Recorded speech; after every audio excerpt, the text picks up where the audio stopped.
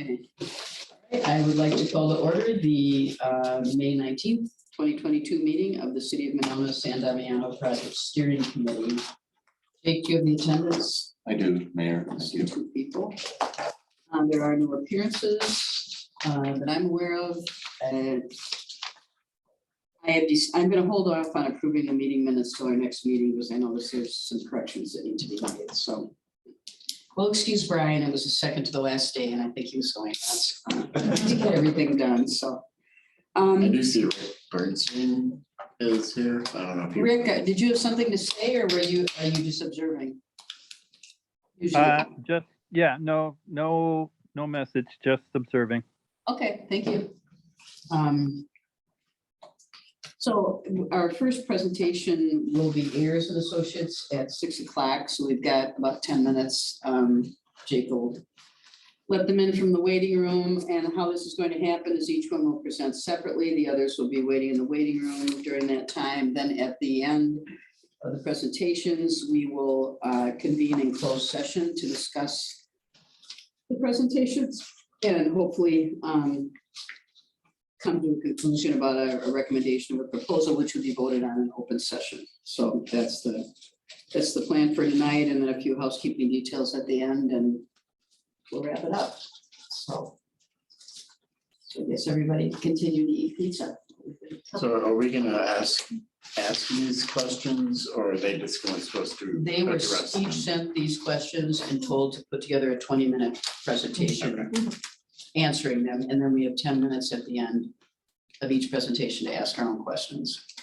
So I guess part of this is just seeing if they answered these questions. And these are the ones we talked about at the end of the last meeting, and then Wes put them together. What's interesting is they could sign in separately and watch everybody's presentation. Oh, if they wanted to. I suppose they could see each other, I was just saying, the firms could Or you sign in won't. separately and watch all the presentations that they're but not, you have to let them in. Okay.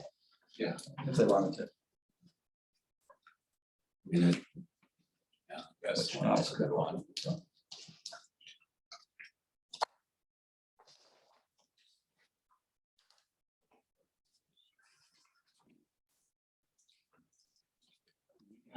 a different email for Liberty Engage at her school. Is that anything different? I'm not I was sure. gonna send it to her school.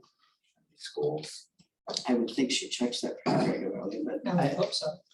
I do have I'm pretty sure I have another email for her. You added my email to the. Yeah, I don't know what happened with yours on there was only like half of them on our Excel spreadsheet, and so. That's. Well, then, Thank you. I probably did something when I cut it and pasted it. That's what happened this morning. Mark cut and pasted from your initial one that Yeah. didn't have your name on it. Which is fine. Hey, You should say, log on. Yeah, it's just, and basically all you do is create it. how's it going? Good, are you? Doing well? There's pizza, Usually something. soda and water out Sign there in. for dinner. Oh, there it is. And then this thing goes out. Yep. What kind of pizza is it? Just about any kind you'd want. Is it Resi? Mark That's kind what I of saw. meat crazy. I only get to so eat One is Belgian. veggie. It's good though. That's veggies. Except. There is a all veggie. How's the Yes. parade going? Good. Is it? Yeah. Are people generally happy or different or? Yeah, if they're happy, they don't squat. Yeah, right? well, that's true. Yes. No one ever tells you they're happy Yes. or you've done something right. I Yeah, have heard from people who are happy. yes. Well, undoubtedly, this is for sure the better option. Yes. Yeah. Mhm. The entries are still down and I don't expect that to pop up, but we're coming off of 2 years. That was very good that way. Yeah, Basically, yep. I heard that when the set in my parade was hacked. Was it? Yeah, my son-in-law, Mark never walked in it. And it was Or I hacked. do want. I think people are looking for family Yes, things to do. yeah. And quite honestly, the parade before was. Okay, all right, that's fine. I did count yours on our So- spreadsheet. And how many years ago So, was yeah, it? you can that write it down. When we did the marching band, it was left unflown, you had to have a follow. Mhm. How many years ago did it go then down and then? I don't like, know, I've only had my hands on it for about 6 years, so we've And it's always always been been that way. the Owen. It doesn't seem like it's been that long Turn ago, at but 16 No. years. 16. Yeah. I know during construction it went down, right, maybe? So oh, it was Oh, yeah, that drastically 1 year rerouted did, during the yeah. drive construction, but that's what we want to call it. So did you say you've been Am I here ready 16 years and somewhere? always turned Yeah, right and there. always went Yeah. to Owen? to read through these questions. I'm pretty sure, Believe yeah. I printed it, but yeah. As Mary said, it wasn't very long ago that we changed. I feel like I haven't moved here very long ago, but it has. gone on. At least in 2002, it was left unflown, because that would have been my senior year. Oh, it was? Yeah, Was that the last year you marched? Yeah, in that's kind band? of the route I always remember. yeah, That's- yeah. Usually ran out of candy right out there too. Well, and they always had like the viewing stand at the corner, by, Yeah. like the vet, and then you turn Yep, left and so they could see you. TV station. Yeah. We can make one, but it Well, may no, end up we- being. What's the route this year? We can get 'em if it's less MG than High 10 School minutes, to then Senate Middle We'll be School. behind it. Yeah, go ahead. Okay. I'm gonna go anywhere. We tried to shorten it up a little because we have heavier staffing needs. Mhm. And then Yeah. additionally, That's a polite way to well, That yeah. is true. put it. Very professional. And then Owen is possibly under construction in the coming years, so we thought we'd just take care of it now. Have you gotten an, you don't have to say the number because we're in public, but have you gotten an estimate for? Oh, no, the- there will be no estimate. We Oh, just it'll just be can't- afterwards. Yes, that was kind of the big hurdle, Yeah. the cost. Does it depend on who signs up to It work that shift? does, So, For overtime, is that what you're talking about? Yeah, some police, yeah. Oh, It's like, isn't it triple Oh, and then yeah. plus like something else? yes, Is it worded in a way that Monona police overtime can be paid with that money too? Not that money, I don't think. Does that specifically say Madison Police or does it just say police? I'd have to pull it back up. How I Yeah. submitted it. I don't know. I think I probably did refer to Madison. I Next have year, a let's just say feeling they're going to, police. yes, I do have a feeling they're going to use the bulk of it. Okay, Yeah. I'm- oh, wait. If they know the Yeah, number. That's a lot. I mean. with what's happening. Sorry, Kyla, I don't know. How'd I put you in? No, you did. I was having some issues, Okay, so we're all good. so it looks like Amanda Arnold from Ayers and Associate is in the waiting room. So if everyone is ready, we can bring her in and get started. Sure. And I will be the record keeper, just Can we check to make sure like Kyla and everyone can hear us? Yeah. Wes. and- Kyla West, you good on hearing? Okay. how about down here? Can you hear us? Can you hear this in? They're already here.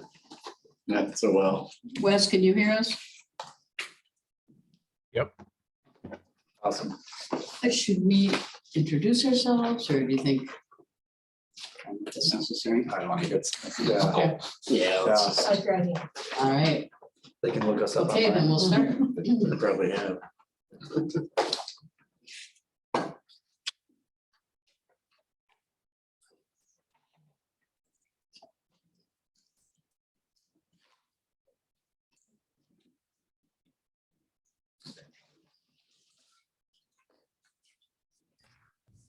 All right. Good. Welcome, Amanda. Hi. I am Mayor O'Connor. Some of the members of our steering committee are here, most of them, and then we have a few on the Zoom call as well. Fantastic. I am just waiting on a couple of my colleagues who I know are in the wings and will be here in just a moment. Okay. Brigitte, right? Yes. Okay. Bridget should be here, Mike and Chris. There we go. There's Bridget. Make sure she can hear us. One.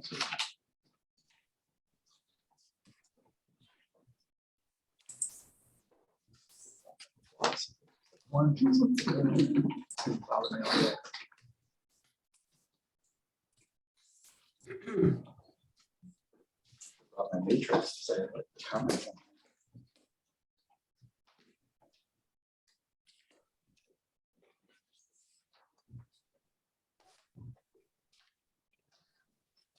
Solar panels on the high school, I didn't want to cover. Is that that complete, the project? I don't think it's. That's pretty close.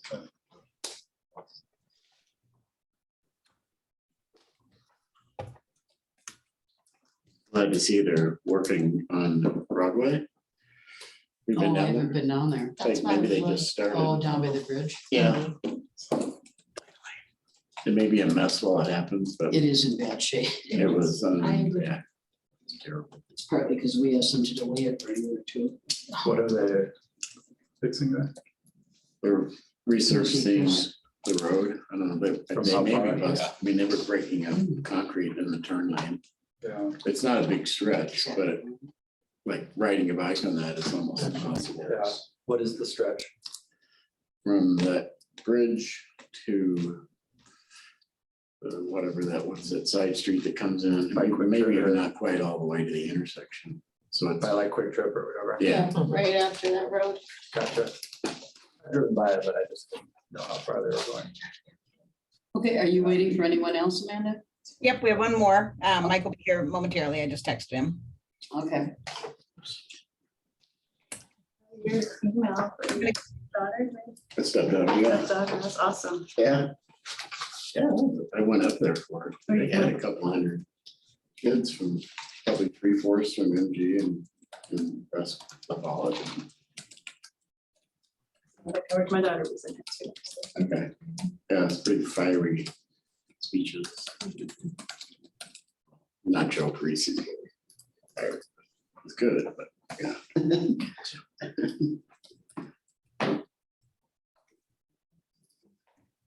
Okay.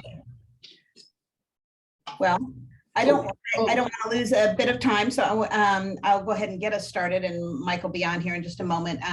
But I know there'll be a little lost time with, oh, there we go. Perfect. My name is Amanda Arnold. I'm with Ayers and Associates, and I'm going to facilitate the conversation from our end. I'm here with a couple of my colleagues who I will introduce when we get into the presentation. But can you allow me to share my screen? We have a presentation we wanted to run through.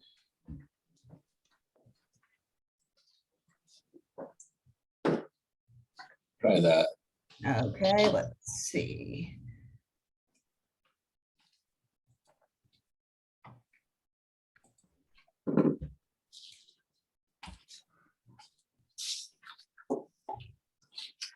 Okay, is that working for everybody?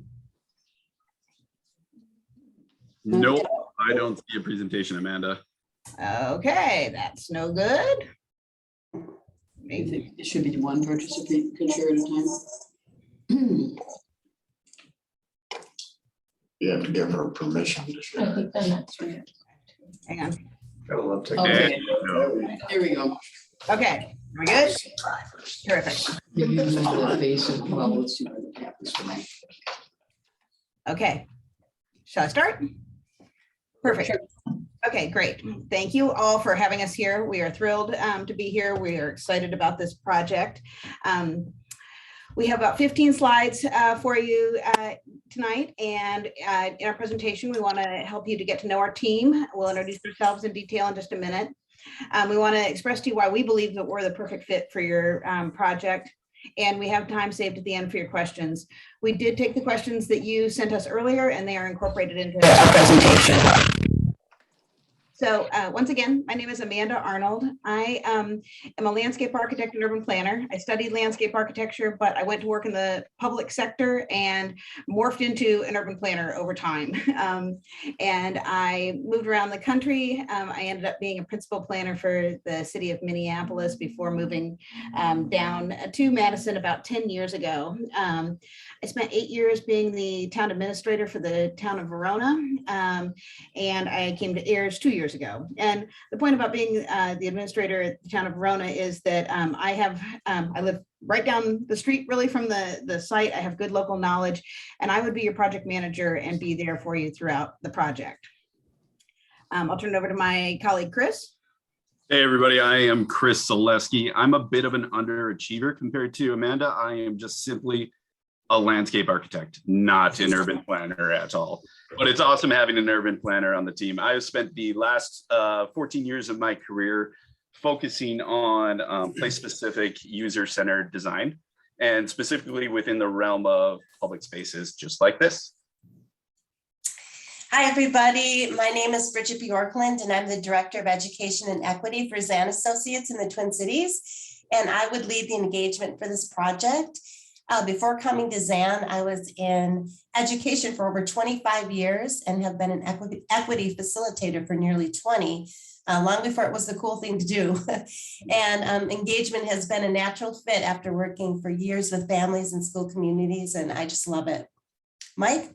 Hey, thank you. Bonjour. My name is Mike Laverger. I'm a citizen of the Turtle Mountain Band of Chippewa in North Dakota. I'm a licensed architect.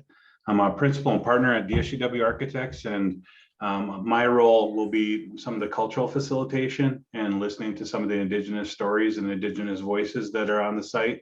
Also helping out with the house that's on the site. Starting to understand where that is and doing some of the design work with Chris. Great, thank you guys. We have other people on our team as well. They're not all here tonight, but Bridget, if you could talk about your coworkers, that would be terrific.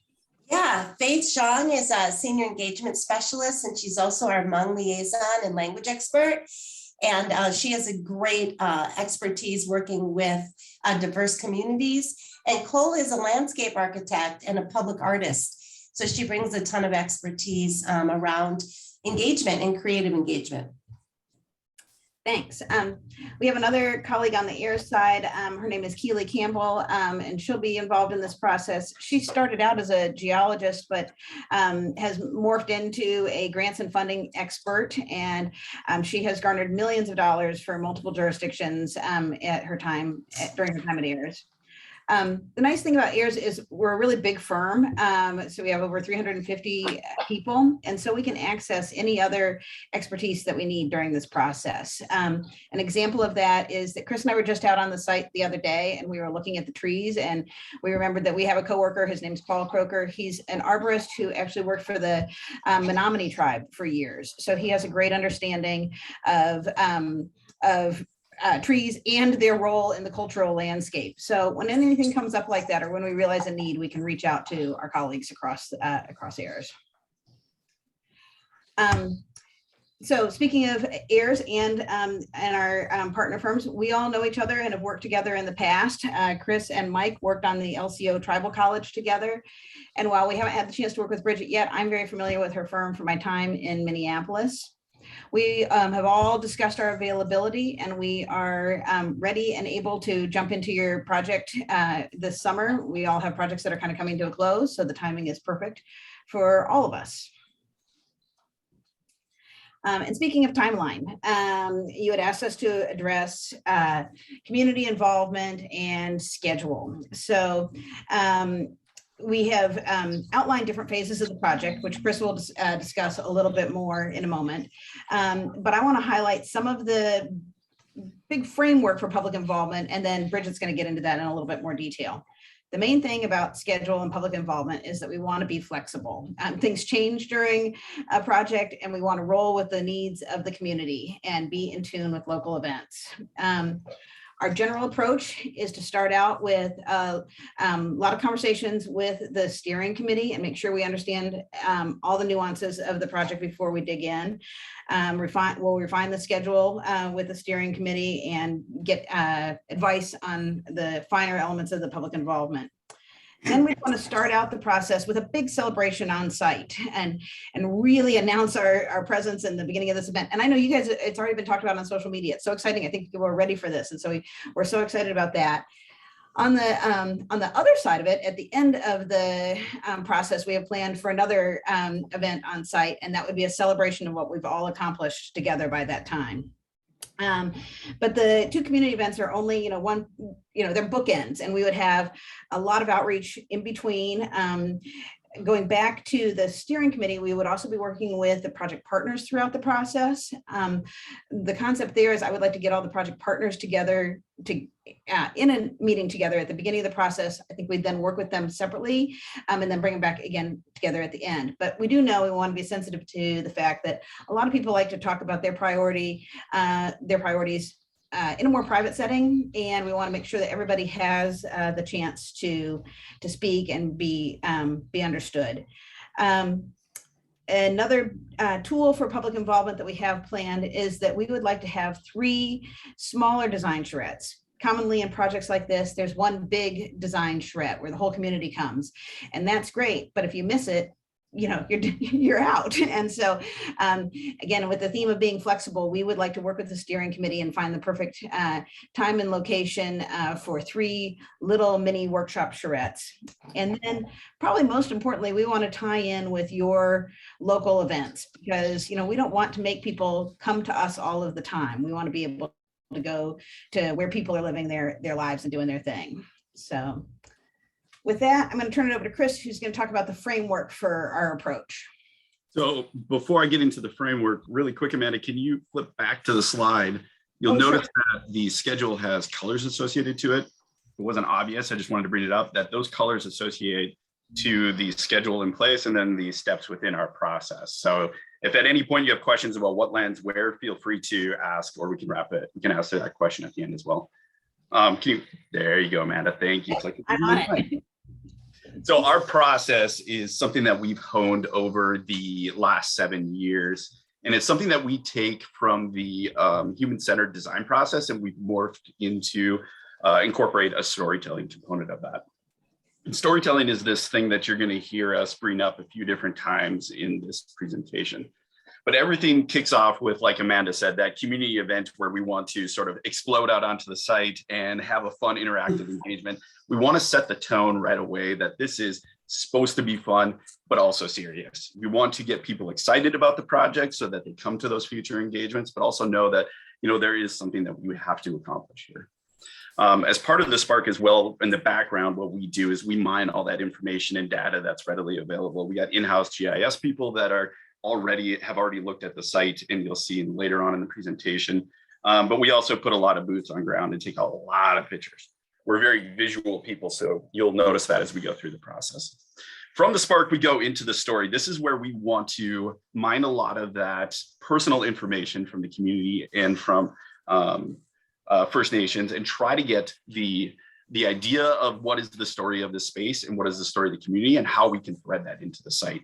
This lays the groundwork for the next step, which is the place. So in the place is where we get to put pen to paper, which I love doing as a landscape architect, and where we can start to develop some ideas. But everything leading up to this point has developed, has been strategically developed so that us as designers and us as design professionals can start to see the lens through the history, culture, and community that we're designing for. And then finally, at the end, we have the implementation. Now, I'm sure everyone's heard of plans that have sat on shelves for decades on end and collecting dust and never getting anything done. We certainly don't want that to happen. And one strategy that we take right from the beginning is that, well, first of all, there's going to be some big ideas that come out of this and not things that we can do right away. What we want to do is make that first step a very approachable step so that we start to build momentum right away and we don't have to bite off more than we can chew. Great. Oh, and one thing at the bottom that I forgot to mention that we slid in there is community engagement, community involvement, which Bridget's going to go into next, is certainly part of the entire process. So as we go through this, these steps are kind of divvied up, but involvement is involved throughout. Perfect. Great, thanks, Chris. So we begin our engagement journey by opening our ears to listen. Listening to the stories and the many unique voices of the different community members, organizations, and stakeholders, they will guide us toward engagement that is meaningful, authentic, and effective. We come prepared with innovative strategies to learn what the community's hopes and dreams are for this place, but ultimately the ones we use or customize will be determined by the groups we strive to engage. We are agile and responsive, and we think that's what sets us apart. Amanda? Sure. So we've already begun, maybe you don't know this, but we've already begun our engagement for the San Damiano project because we start the equity scorecard analysis during the proposal process. This tool was designed by Zan to keep our focus on equitable practices from the very beginning and continue throughout and even after the project is complete. We have a set of questions that guides our research and planning to ensure that our equity work is authentic and ongoing. We'll share these at our steering committees and partner meetings, and we'll pause and we'll ask ourselves some really important questions that will guide our work. For example, Who are the community leaders that can tell us how engagement for particular groups have been successful in the past? What do we need to know about working with particular identity groups? Are we providing information in multiple ways to ensure many people as possible are getting the message? Who are we missing? Are the strategies working? Do we need to shift our approach? Are we tokenizing certain groups? Are we asking too much of particular groups over and over again? So we need to make sure that we check in on our progress throughout and report back to the team and then adjust as needed. For example, one of the first calls we would make based on our equity scorecard is how might we partner with the Nehemiah Center for Urban Leadership Development or the ad hoc work group on diversity and equity issues? How can they help us to connect with diverse groups in Lake Monona? What might they envision for the space along the lake? Or how could we connect with the residents of the senior center? And I know from my experience working in schools that reaching out to the Monona Grove School District, I could find out what families have English not as a first language. Maybe some of those that are struggling with food or housing insecurities or students with disabilities. So we make sure that we hold ourselves accountable for our commitment to inclusive and responsive engagement right from the beginning. And then throughout, we continue to close that loop in the end and along the way, because it's so critical. We need to report back to our stakeholders what we've heard and how their voices have made a difference. All right, so let's get into it. Our goal is to reach as many community members and stakeholders as possible. And as we follow the plan and the schedule mentioned earlier, based on what we hear, we'll use some of the following strategies to gather all of the great ideas out there. So clearly, we're going to use social media. We know that it's a powerful tool and it reaches many virtually. We'll build on the efforts that you've already made. We know you've done great things already, and we want to partner with you and continue some of those great ideas. We want to go to where the people are. So you have planned events, we want to be there, and we want to engage with the folks that come. We have a really awesome interactive website where people that don't want to come out personally but want to engage virtually, they can put comments in and mark up the places on a map and show what they would envision for that space to be. We want to continue to work with the steering committee and the partners to get that message out. And we want to really engage the schools. I said before that I was a teacher, and one of the things that I've learned that is so powerful with our youth today is to teach them to be advocates. And so if we took groups of students and really asked them, how do we want to connect with the community? What do you want to do here? How do you want to change your future and what you see in this place? And we share our stories with them. Maybe we talk to some of the people from our tribe, the nearby tribe. Maybe we talk to some elders in the community, and then we take that and make it a story that's right now and a story that's for the future. And they will be able to tell us how to best connect with their families and their peers, because that's what they're experts on. Another example is how we've learned over time that in our work that there are certain communities and groups that prefer to come to events as entire families. So we need to make sure that our events cover the gamut so that there are things for little ones to do all the way up through adults. And we want to make sure that we don't force people to put their names and email addresses on particular materials, but rather we talk to them one-on-one with an interpreter, because we know not everybody feels safe giving out that information. So we've learned a lot of things over time, and we want to continue to move forward with those specific ideas. And I'm going to pass it to Mike, and he's going to tell us a little bit more. Go ahead, Mike. How about I unmute myself? All right, so so thank you. One of the things, when I looked at your guys' materials and the website and the testimonial about Bill Quackenbush, I was really encouraged that there's this Indigenous acknowledgement of the property and the land. And so one of the things that we do on projects where I'm included and we have an Indigenous element to it is, before we get there and start rolling up our sleeves and start pushing out surveys and all those other things, is now even before you do a social media post, is we always kind of say, let's go ahead and bless the site. Let's, and the Indian way that I was taught is you start things in a good way. And I think that would be one of the things that I'd recommend, is we all go out there and acknowledge the land. and the Ho Chunk land and all the things that are there, and the history of it, and do a ground blessing. One of the things that I've developed and that I'll include in our process when we get going here is these 7 principles of cultural engagement that I use on all my architectural and planning projects. And when I use these 7 tools in my tool chest, they help flesh out and bring out the Indigenous elements of a project. And it's a way of a conversation way that I use to help with those. So I'm not going to go through them all. I actually have a presentation that lasts an hour long just on these 7, but some of the ones that are important here is culturally led.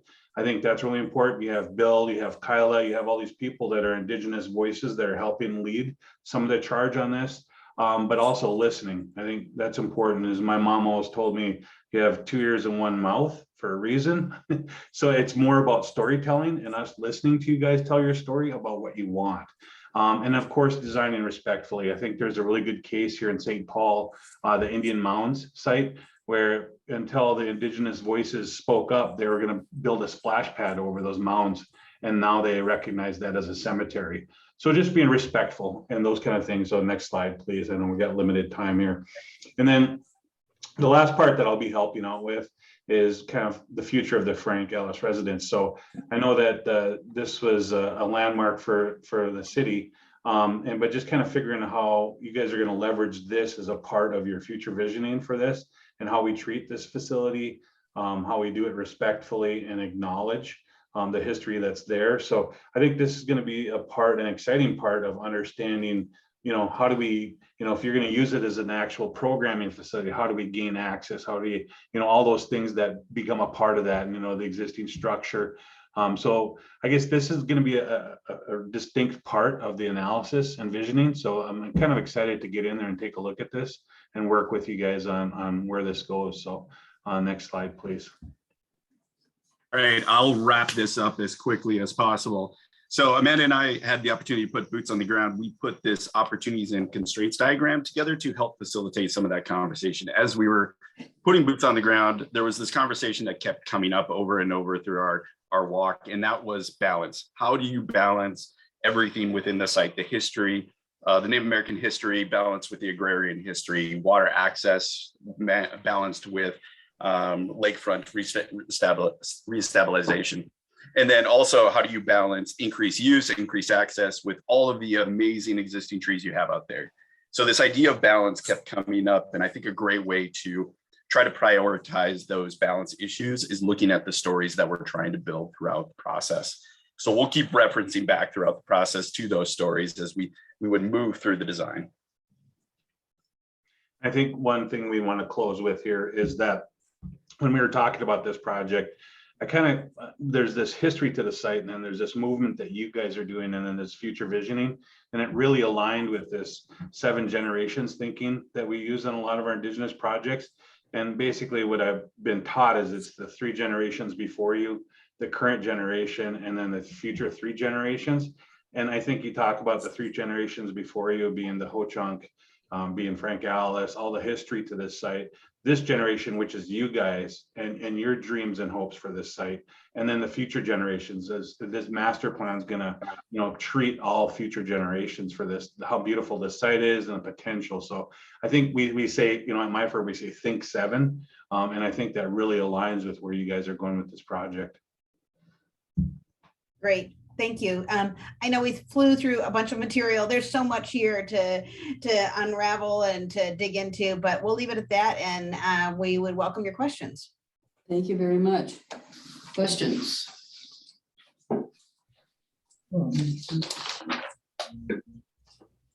Wes and Kyla, if you want to raise your hand if you have any questions.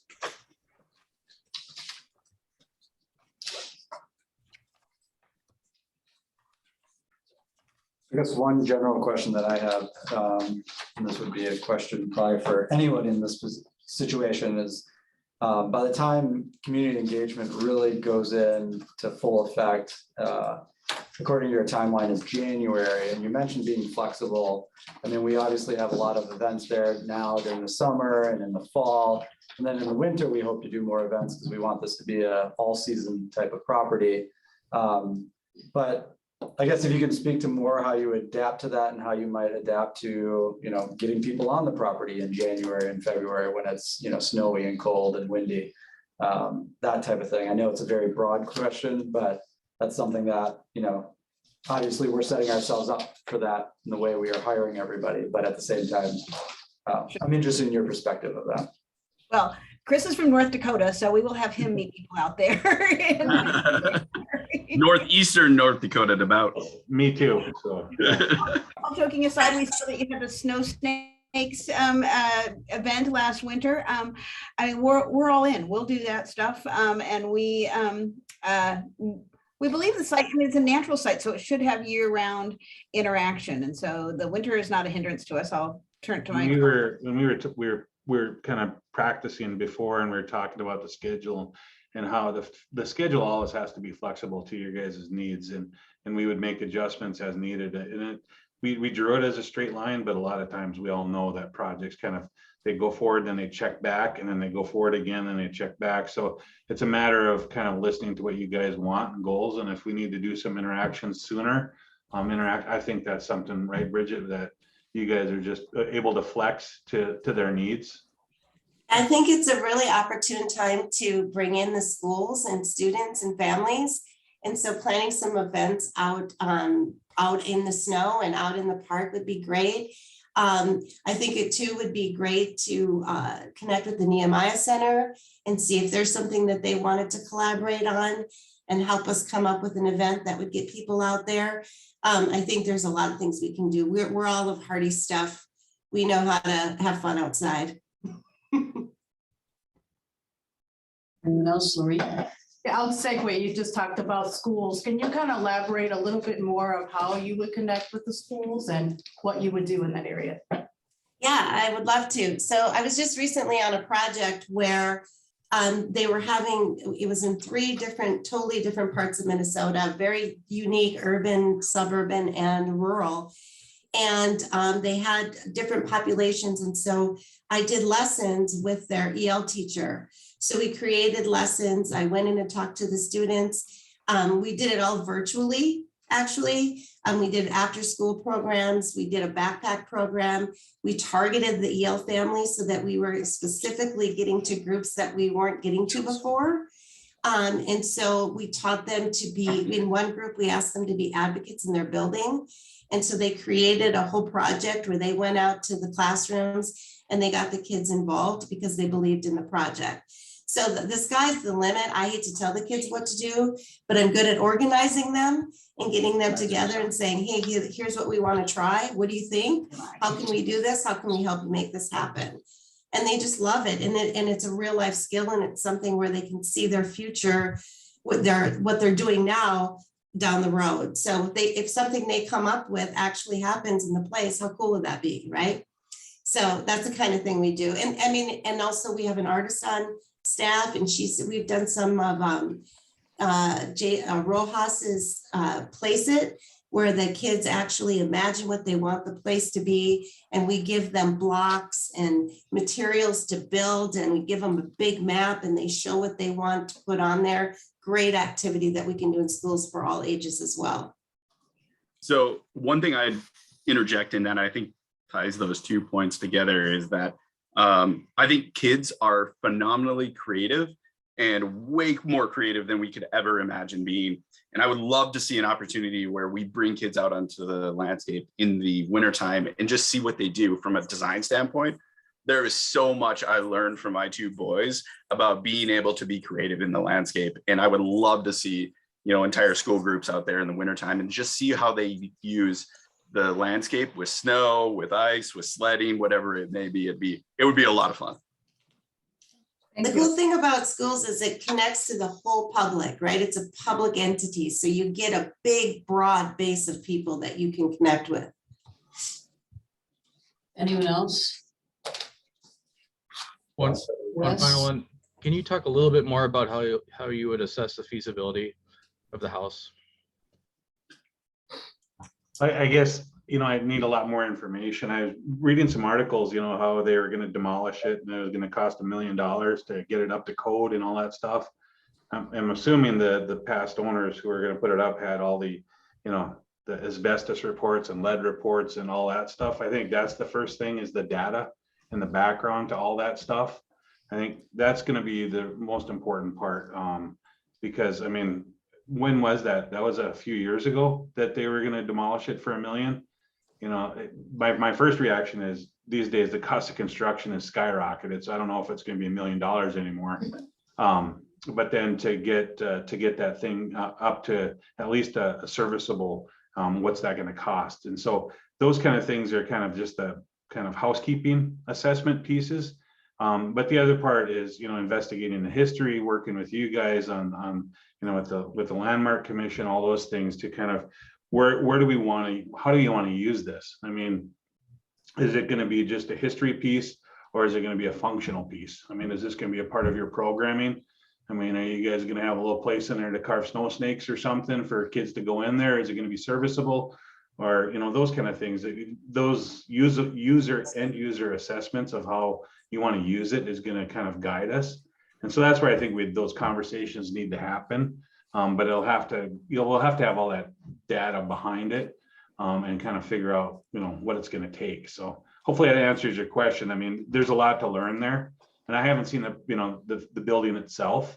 And so that would be something, and I understand somebody on your commission is an architect, so that understands historic buildings and things. So having that conversation with them to kind of figure out what they know about it and kind of download their database and their knowledge, and then work to try to get it to serviceable again. So hopefully that answers your question. Wes, is that Thanks. okay? Anyone else? I think we're just about at the end of our. Okay, I think we're at the end of our 30 minutes, so we appreciate your putting together the presentation and everyone speaking and answering our questions. Absolutely. And if you have any follow-up questions, please don't hesitate to reach out to me. We'd love to talk more. Okay, thank you very much. Thank you. Bye now. Hi. Just having people on the winter time, this is a huge. Like, how do we see what's in the Jake, does this duplicate what's Next is Smith Group, right? Need more little sheets. Yeah, do we need more of these sheets? Are you guys? Oh, good. Good. Hey, Mark, does this duplicate? We had this duplicating before. Yeah, I don't know. How to do it. You have a remote? When it's turned on, yeah. I think you gotta. It's got ZBA now too, right? Soon. Well, Maybe she somebody ended else up not being added. She wasn't as. No. That's her marks. Who chaired it? Is it Tom? The attorney? Brad? Brad. Brad. I don't know. Okay, is everyone ready? Welcome. This one is Smith Group. Hello, everybody. Hello.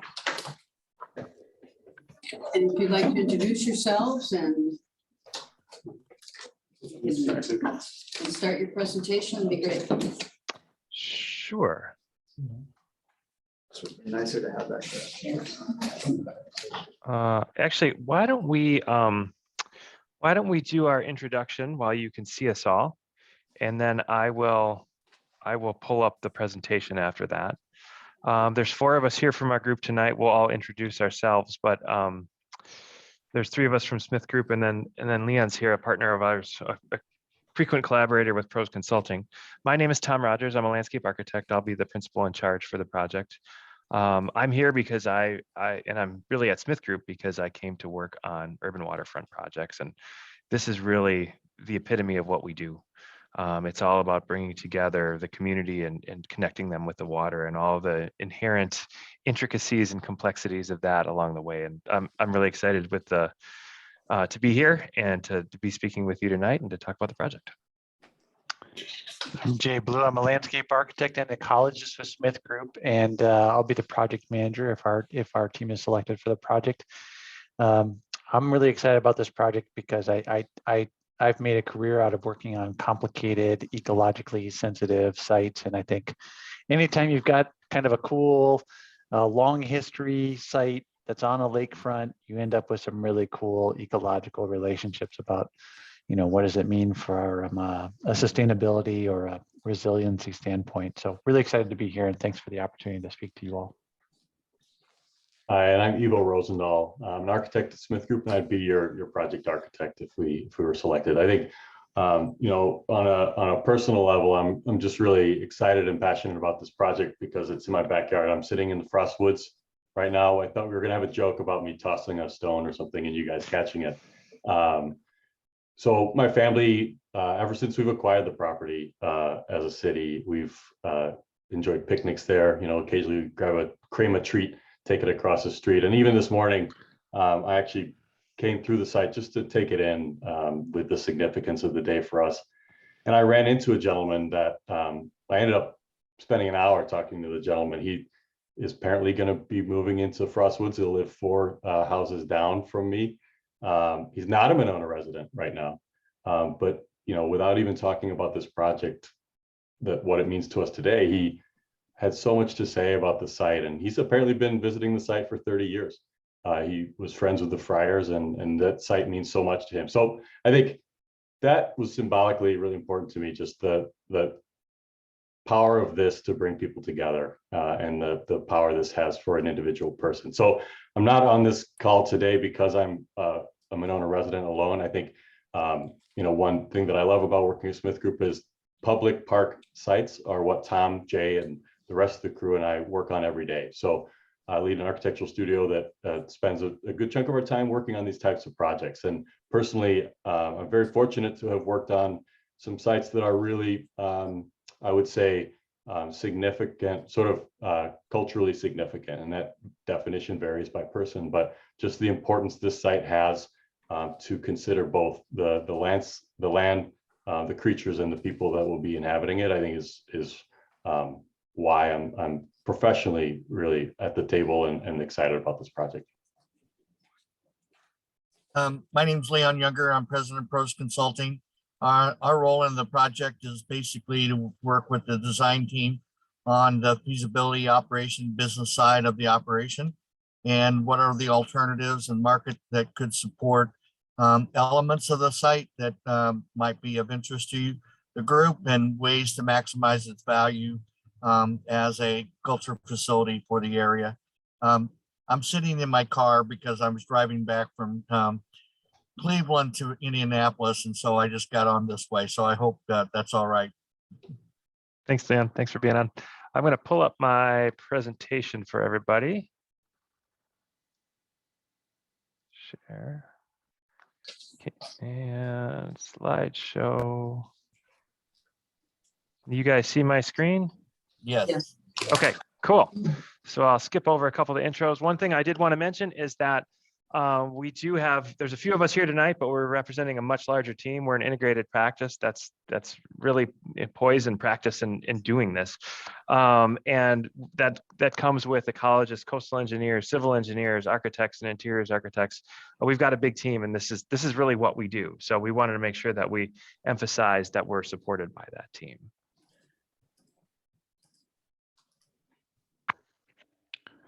So what we did is one of the questions you had was about capacity and our team's ability to address the project. We put together this slide that we hope is really pretty easy to visually digest. And what it's conveying is the capacity of our team to be able to participate in this project. Gray along the bottom represents the current workload beginning in August of 22 through December of 23. And the green along the top represents our anticipated hours associated with this project. So you can see that all of the folks that we've identified to participate on this project have the capacity to be able to participate on this project. No one's in the red. We all have the ability to be able to fold this in and commit the time required for this project. The other thing we wanted to address, we did have the opportunity to view the video of you all trying to decide who should be given the opportunity to interview, and we had a gaffe in our proposal. We been working with a lot of communities that want to try to compress the design process. And so we gave you a process that was a bit more compressed than what you were expecting. We can easily and actually appreciate the breathing room to be able to spread this out to December of 23. And it doesn't change our scope, it doesn't change our fee, but we're able to accommodate that extended scope with this being able to stretch it out to 23 without any kind of problem. What we have done, and this is a little bit different than the schedule you saw, obviously, is we've tried to identify where there are major project milestones with a red star and where there might be major project deliverables with the red exclamation point, anticipating that after every project deliverable, even in draft form, we anticipate there's going to be a review period by you all, and then they'll follow up, whether that's a phone call or an in-person meeting to follow up with you about the draft content that we've provided. And we wanted to talk a little bit about our process, and really in response to that, to your second question about how we engage. And we really see that as two parts.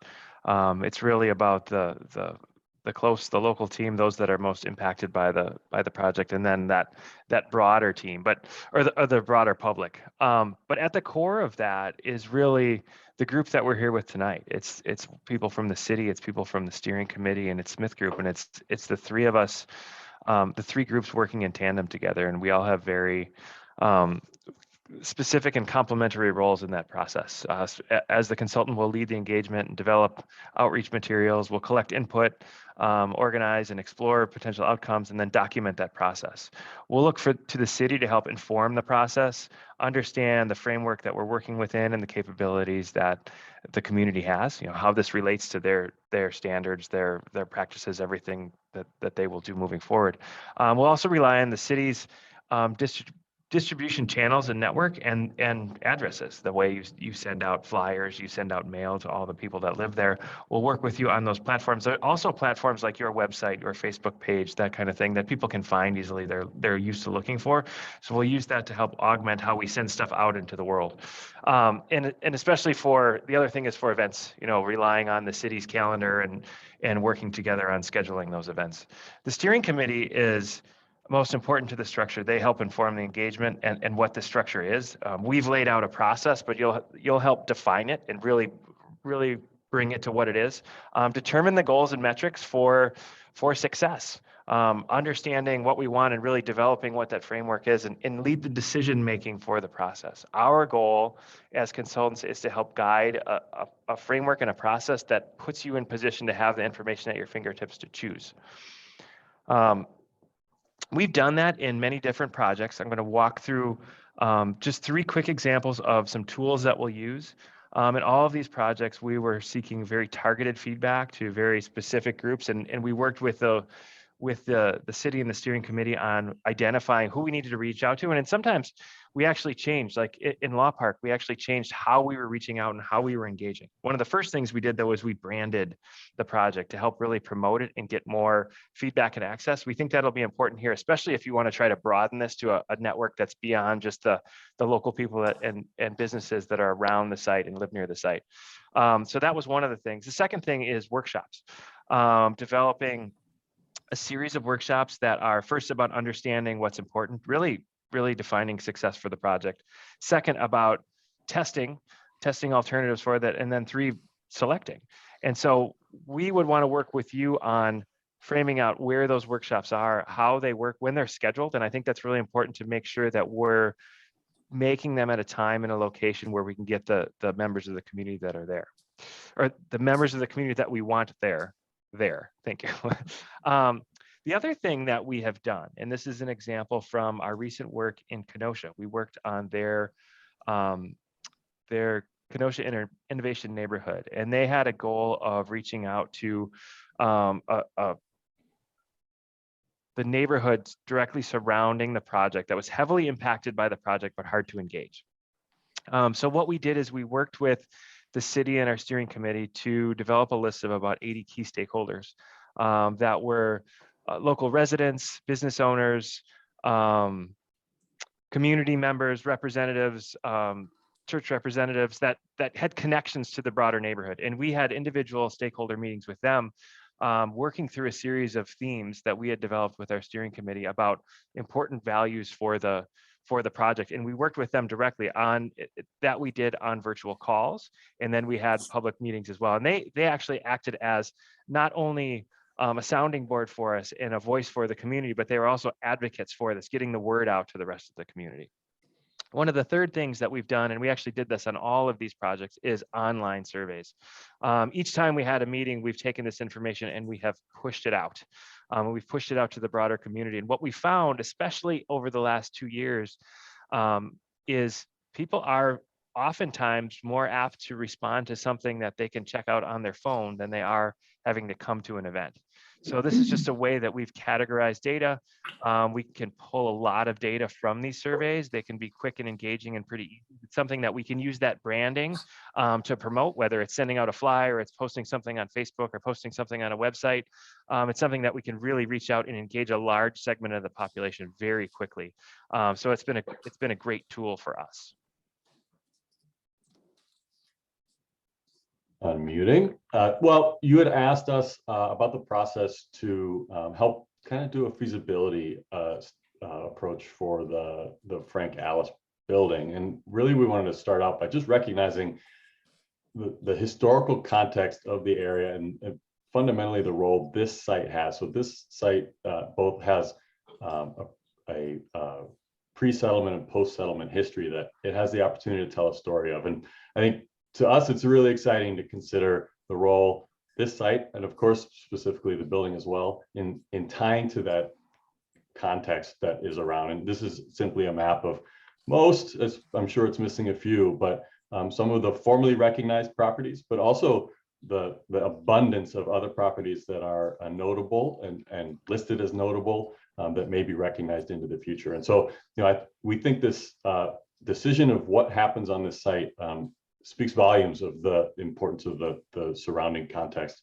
We also feel that, this site will tell histories to come. And so I think that's a role that we think is really important. As far as if the feasibility of the residents, our initial step would be to work with you through a series of steps. So initially validating the existing data. You've hired and gotten some great initial context around the structure. If we're moving in a direction to preserve it, typically from a preservation perspective, we'd start defining what the historical significance or period of significance is that needs to be defined that will frame all the decisions going forward. And then, we'd want to talk to you about your expectations of the structure. And, this starts to tie in Leon's expertise of, is it a revenue generator? How is it supported financially and maintained? The biggest way to preserve a building is to activate it. So it's getting the right program in the building so people are there using it. And if it's used, it'll be preserved. And so part of that, of course, is coming from the stakeholder engagement and the community engagement to understand what people want to use on this site and how does this building fundamentally function, internal or support this program outside in the site. We'll, of course, then start to test these scenarios. And so, Tom, if you go to the next slide, really, this is just an example. So this is not what we're proposing, but, obviously the building could simply, if we understand the site simply needs to preserve the building to host some really simple functions. And if the building can host that, it will have an impact to the community. It'll have a defined measurable impact on its sustainability, revenue generation potential, functionality to serve the park, and of course, it'll have a cost impact. If we find that the building doesn't actually functionally serve the role that it needs to on the site, we could preserve it, but expand it really respectfully. And it will have a different metric for each of these criteria and other criteria that we would work with you to define and evaluate. Then, we could preserve it with a support building, right? So if you need restrooms on this site, is that going always to be open inside this building? So there's functions to this site that will really predicate a lot of the uses. And of course, we don't really want to promote this idea, but if it needed to be replaced, it would have its own impact. So we'll create this measurement to help you make a really compelling understanding to the rest of the community so you get the greatest buy-in possible. So building off of that, you asked us to talk about a holistic thinking to the site.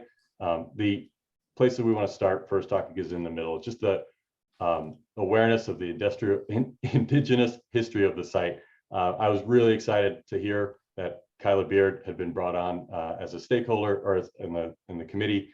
Kyla and I have worked in this capacity in the past, and we're excited to work with her to engage the right individuals in the Ho-Chunk community to really start listening in an honest way to what the site could tell, what stories may need to be told, what stories may not need to be told. You know, there's a lot of, I think the most important thing to take away here is not to come with any preconceived ideas.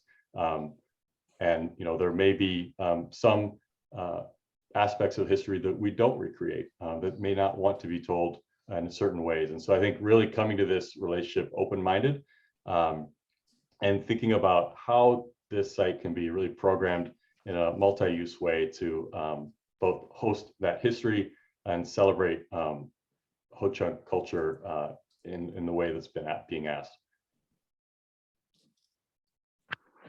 You also asked us to think about some of the opportunities and constraints associated with lake access and waterfront. And I think we'd be remiss if we didn't say water's got nothing to do all day except a road. It's a characteristic of water. And we've dealt with that on hundreds of projects all over the United States. We understand this, especially in shoreline conditions, we understand the nature and the behavior of water. And in this particular site, I think there's a couple key shoreline considerations of importance. One is you've got in some places, a very steep shoreline that's complicated by also being overvegetated in places, which can ultimately lead to failure on the backside of some of those shorelines. Now, we're not talking about 60-foot bluffs, but you can still have failures associated with the shorelines and the types of steep slopes that you have there. You also have a very shallow near shore area, which can contribute to algal blooms and things like that. So understanding the dynamics of these types of spaces and waterfronts is something that we deal with a lot. Obviously, you've got to think through the boat launching and dockage opportunities. As we view this site, we anticipate that if this park is designed effectively, people are going to arrive not just by foot, not just by bicycle, not just in a car, but also arriving by boat. And how do we accommodate and provide opportunities for people to be able to arrive at this site in their boat? You've got an existing stormwater outfall that is, there's a way to turn that, what is, could be right now a liability into an opportunity, especially from a funding standpoint.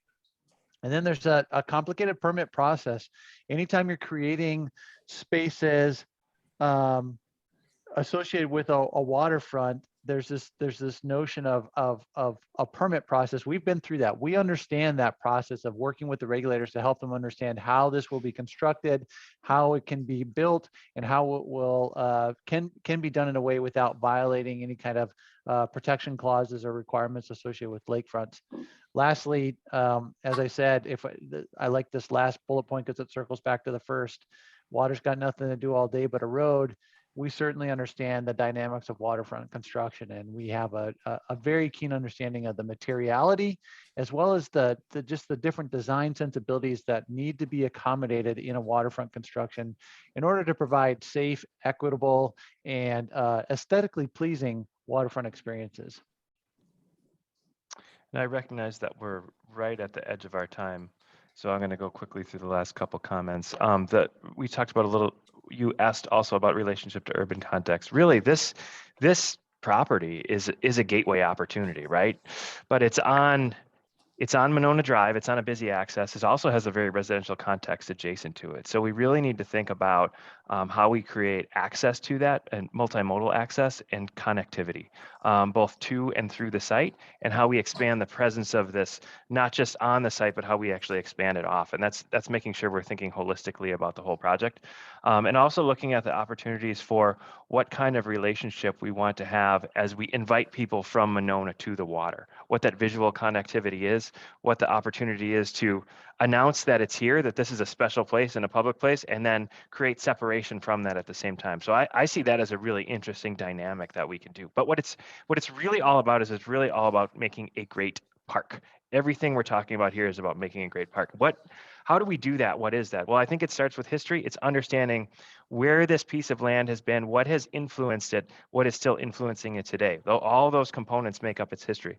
It's about pulling out and bringing out its unique sense of place. What is the special intrinsic value of this place, this connection to the water, and why, you know, this was a special one because it was so important to so many people for so long. Then thinking about how the city views it over time, how they will take care of it. That also includes identifying the community values through a robust public engagement process. And finally, sharing a holistic vision for this property. And if all of these things come together, when all these things come together, and we can help you do that, you end up with a place that becomes a destination, and a place that is, I'm waiting for my slide, a spirit of place, has a spirit of place, and as a place to explore. You end up with a place to be you. A place to gather. But it's also a place, and a place to contemplate, and also to connect with the lake. So that the big question that we're answering, or we're asking, is how can we make this a place for Monona? And we really feel that starts with you. Our design process is based on 3 big steps: understand, explore, and realize. First, starting with who you are and what you need, testing opportunities for you, and then refining those into a solution that has widespread support. But we really start with this foundational question, which is, this project will be successful if, because we really need to define that with you to determine how we measure that success for the community over time. So with that, we are free to take any questions. Questions, anyone? Hey, when you talked about community involvement, can you tell me a little bit about what kind of events or how you are going to bring the community in and get their involvement and their ideas? Sure. I'll say through a couple different things, and I should have left my slide up. There's 3 main things that we use for community involvement.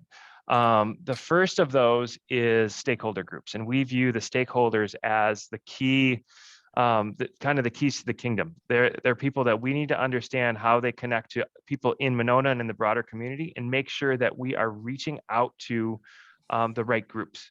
So they're people that will engage in smaller meetings. I used the example of Kenosha. In that case, we had about 80 or so stakeholders that we identified, and we had a series of meetings with them that were 20 or so apiece. We scheduled them depending on the groups. It might have been an 8 a.m. meeting, or it might have been a 7 o'clock at night meeting. We really worked that around who that was. So that's step 1. Those people are voices for the community, but they're also advocates for the project, and they're promotional people for the project too. So they helped bring more people to public meetings. And so we had public meetings as well, and we'll have public meetings.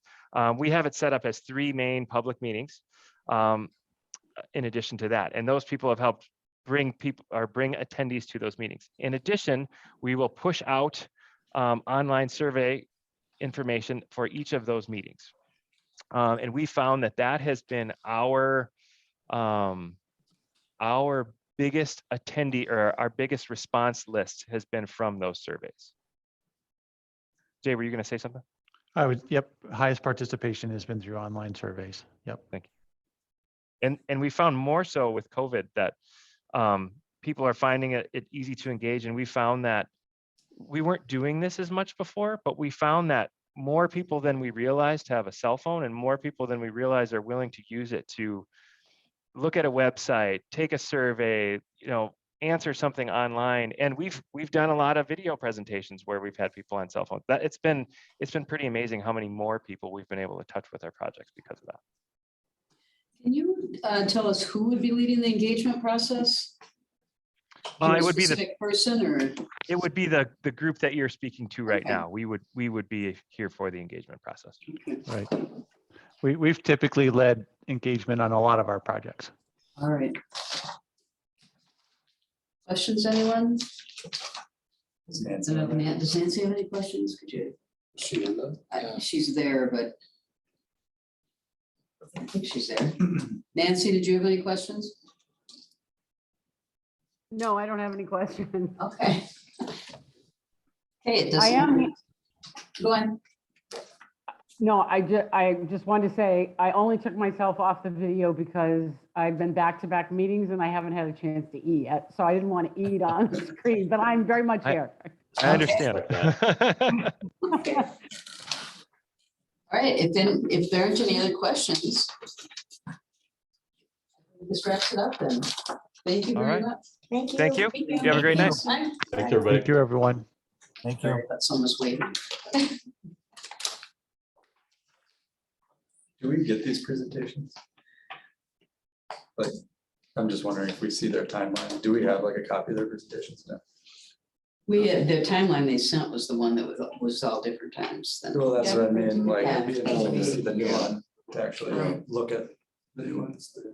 Boy, really different presentations, aren't they? Yeah. Really different. Mhm.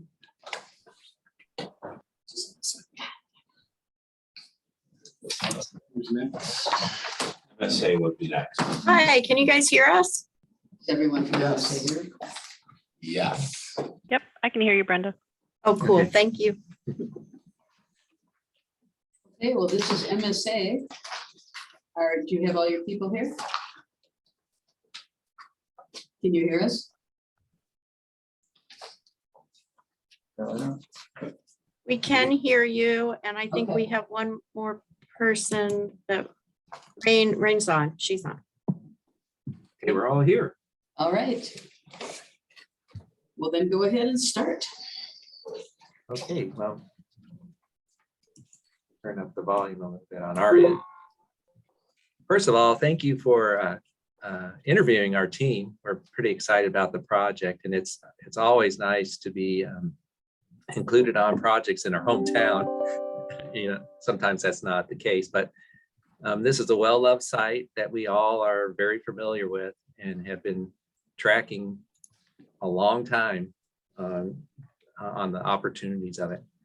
So today, our interview team is comprised of people that will be kind of the upfront people on our team that you'll be in contact with. So Becky, if you can go to the next slide. So we'll do a real brief introduction of who we are, and then I'll talk a little bit more about our overall team. So I'm Dan Williams. I'm a landscape architect at MSA, and I will be the project manager for our team on this project. Then Rain.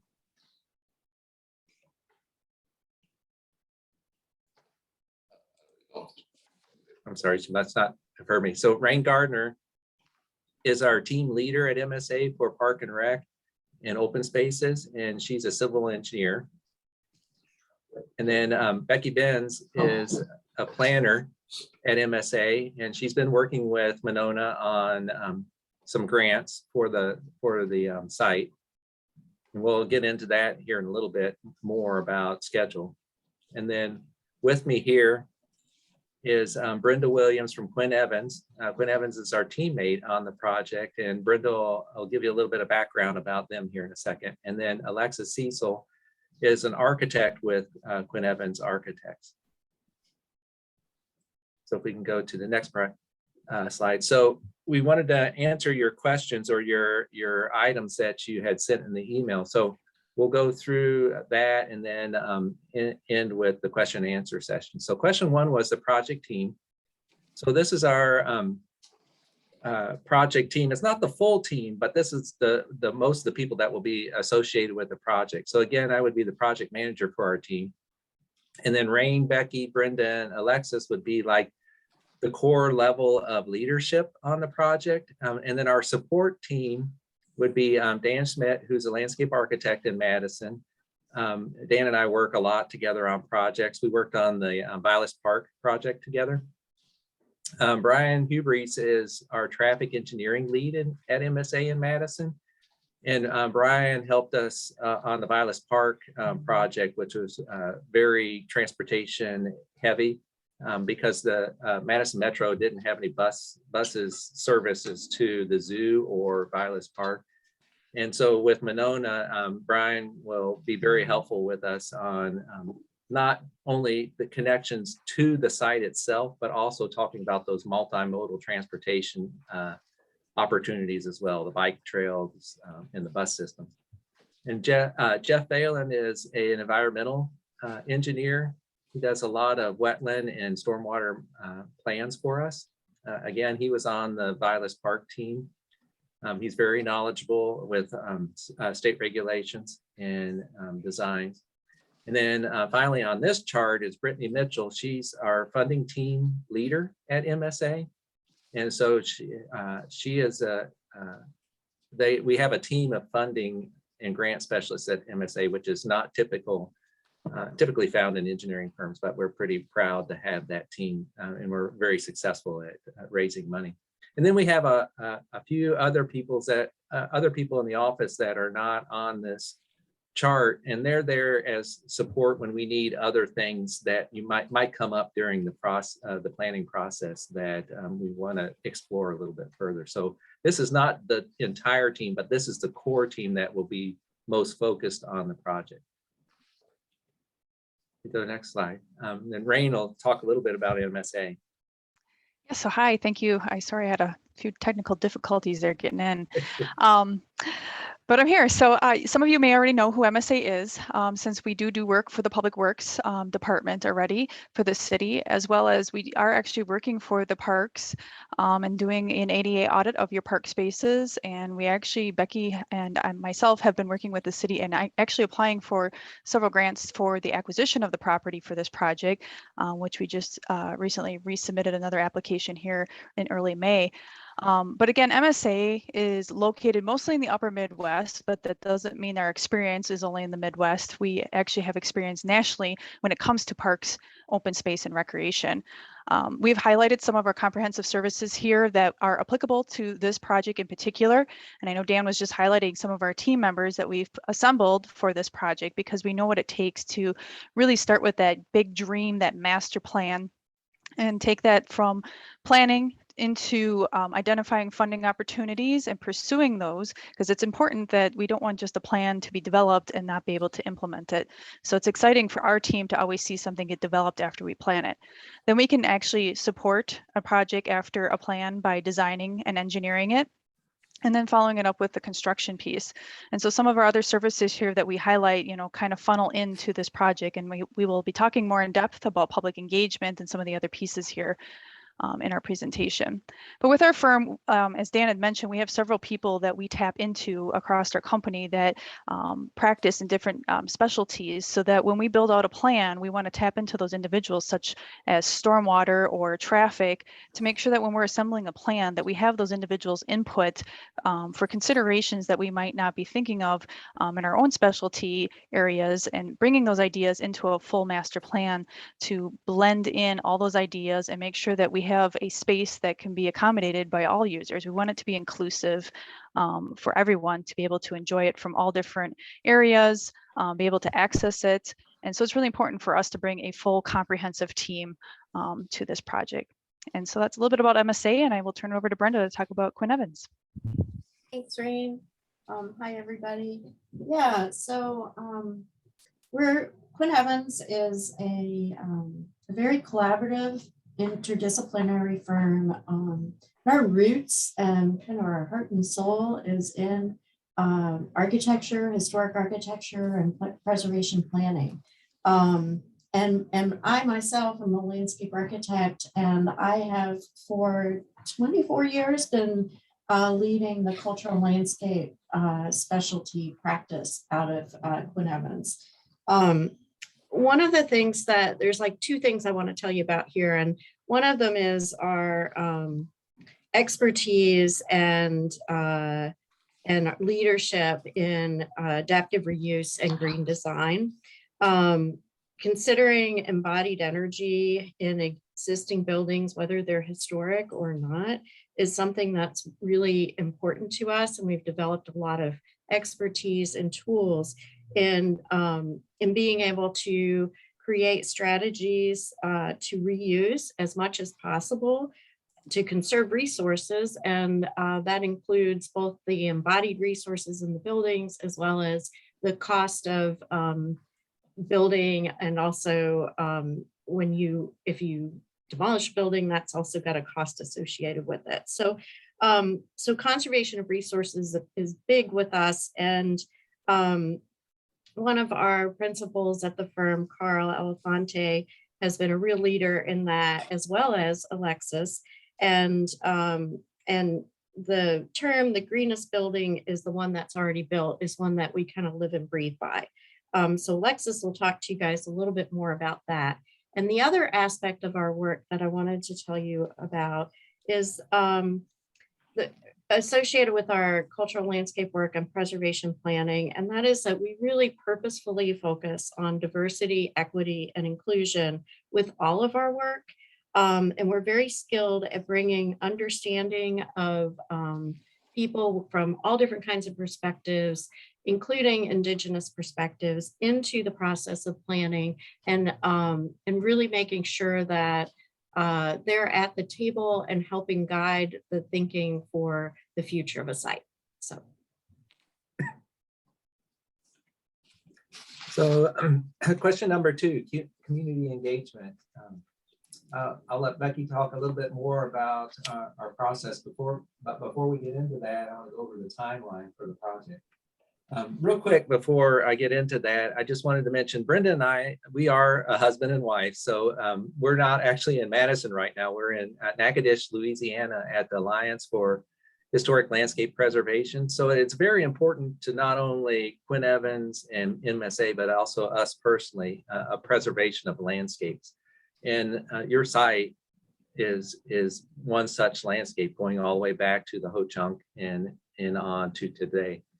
So back to the timeline for the project, we broke down our approach in 3 phases, being foundation, which is analysis, inventory, and input from the public.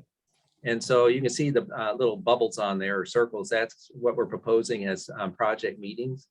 And then phase 2 is concepting and coming up with ideas. So we know and understand from some of the work that Becky's been doing with helping you with grants and money funding, that you need a plan by the end of the year. So you'll see that we want to try and get some plans on paper in front of the public before the end of December, so that you have those plans in place that that'll be there for the grants.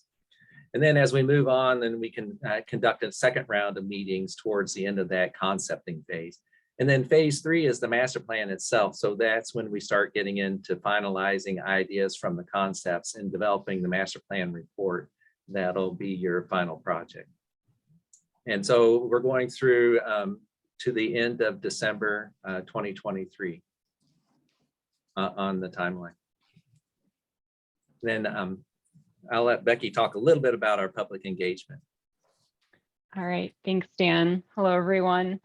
So we know that public engagement is a really important part of any planning process. We know that it's really important to you all.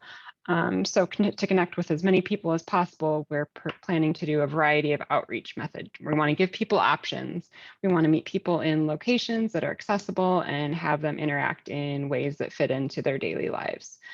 So some of the methods we're proposing to use, one of the first ones is a typical public meeting, but we're planning to do those both in person and online, with the idea that we're going to give people options, giving people that flexibility. We did this for the Vilas Park Master Plan. We do it for a lot of our planning projects.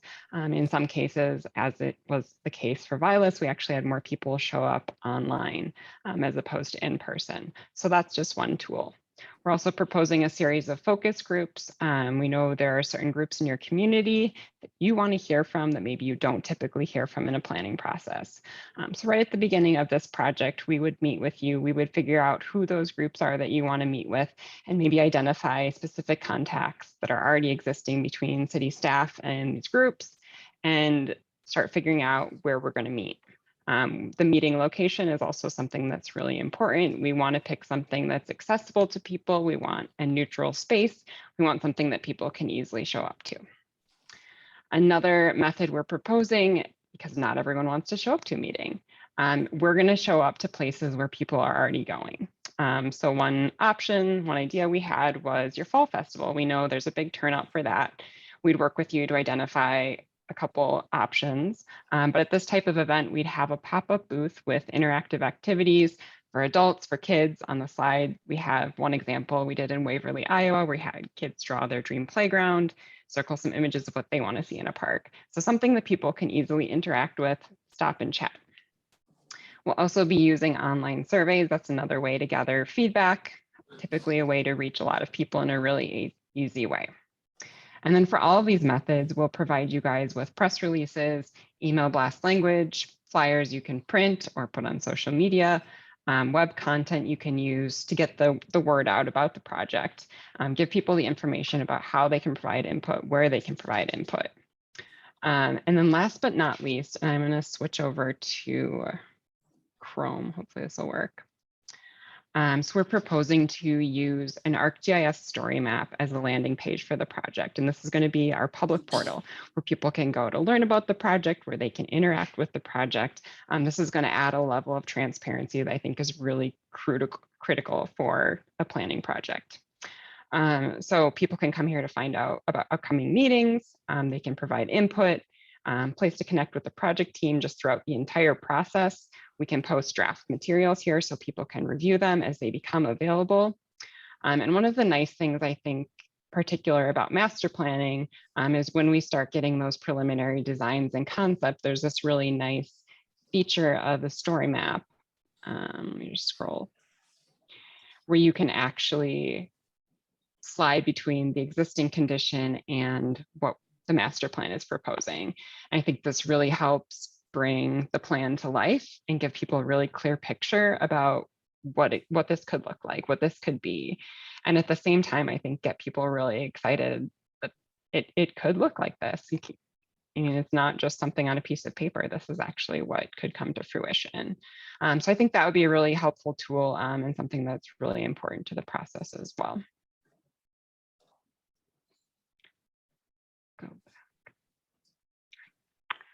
Thanks, Becky. Hi. Thanks. Yeah, for the past 16 years, I have been participating and executing preservation, adaptive reuse, and community-based projects as a historic architect and a sustainability leader in our firm, working alongside Brenda as well on many of those projects.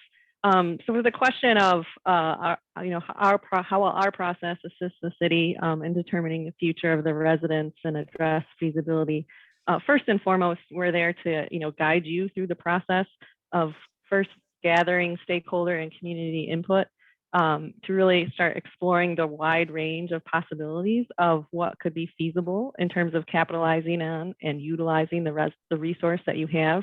Whether that be interpretation through restoration, rehabilitation, or adaptive reuse that would allow, hosting events, conferences, or education programs, a place to come and stay, dine, or enjoy a picnic, a respite with a view, as it has been over time, or some combination thereof. All the while making sure we consider the associated implementation, operation, and maintenance costs, also balance as well, of course, with potential funding and revenue that some of the opportunities might bring. Next. And our approach would also be mindful to integrate such explorations of both the house and the site to ensure that any adopted vision for the residents fits into the greater vision of the entire site and the landscape as that's also developing. Also the historic context, of the residents, respecting its place in the overall timeline of the site. Consider how its presence and potential programming will impact the ability to interpret the indigenous history and the continuation of this being a sacred site to the tribal community. And it's through that holistic thinking that we can arrive together at an ultimate determination of appropriateness for the house moving forward. Next. And in that determination, if that determination does involve maintaining and reuse of the residence, we would continue the analysis of the structure to confirm or determine its period of significance. We would assess and which elements and spaces are contributing or not, or perhaps missing. And based on these findings, coupled with the vision and the programming, then determine what scope and treatment would make sense from one space to another, as it may vary throughout the residence, especially with a mixed use or mixed function agenda, and certainly based on the existing conditions as well. And all that ultimately leading to conceptual recommendations for the design, scope of work, costs at a master plan level. That can then certainly allow an understanding of how to effectively kind of phase and implement the efforts over time and how they would relate to other aspects of the overall plan and timelines for the rest of the site.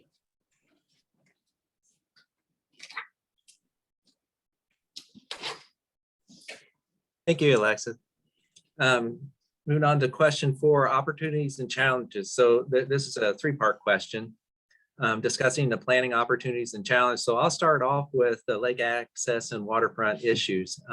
Part of my specialty as a landscape architect is waterfronts. I've been involved in waterfronts from marinas, to shoreline stabilization, to resort projects for over 20 years now. So it's kind of a niche for me. So we understand the shoreline, especially Brenda and myself, because we have a flying Scot, and we haven't been members of the Monona Sailing Club in a couple of years, but we still have our flying Scot, and we're hoping to get it in the water just down the shoreline from the site. But we at MSA, we have extensive experience with shoreline stabilization projects. We're currently working on 3 of the Great Lakes, and then a lot of the internal lakes in Wisconsin. We have extensive Wisconsin DNR experience, and we collaborate daily with DNR folks. Shoreline and wetland design, as I mentioned, Jeff will be on the team. So a lot of our projects deal with best management practices and runoff from some of the hardscapes that are up back from the bluffs and the shoreline. So we want to catch all that sediment before it goes into our pristine lakes and the lakes that we want to create. And then historic restoration. We're currently working with Camp Manitowish in Boulder Junction, which is celebrated its 100th anniversary last year or 2 years ago. So it's the quintessential up north camp for YMCA camp for kids. And so we take pride in also being able to create that type of feeling in the shoreline. Next slide. So also some of the issues and opportunities at the site are lake access and people arriving by boat, being whether it's your motorboat or sailboat like we have, but we also have kayaks. So we regularly we put our boats in the water and try to go to Old Brick Gardens or Lake Mendota where we live. So having access to the shoreline.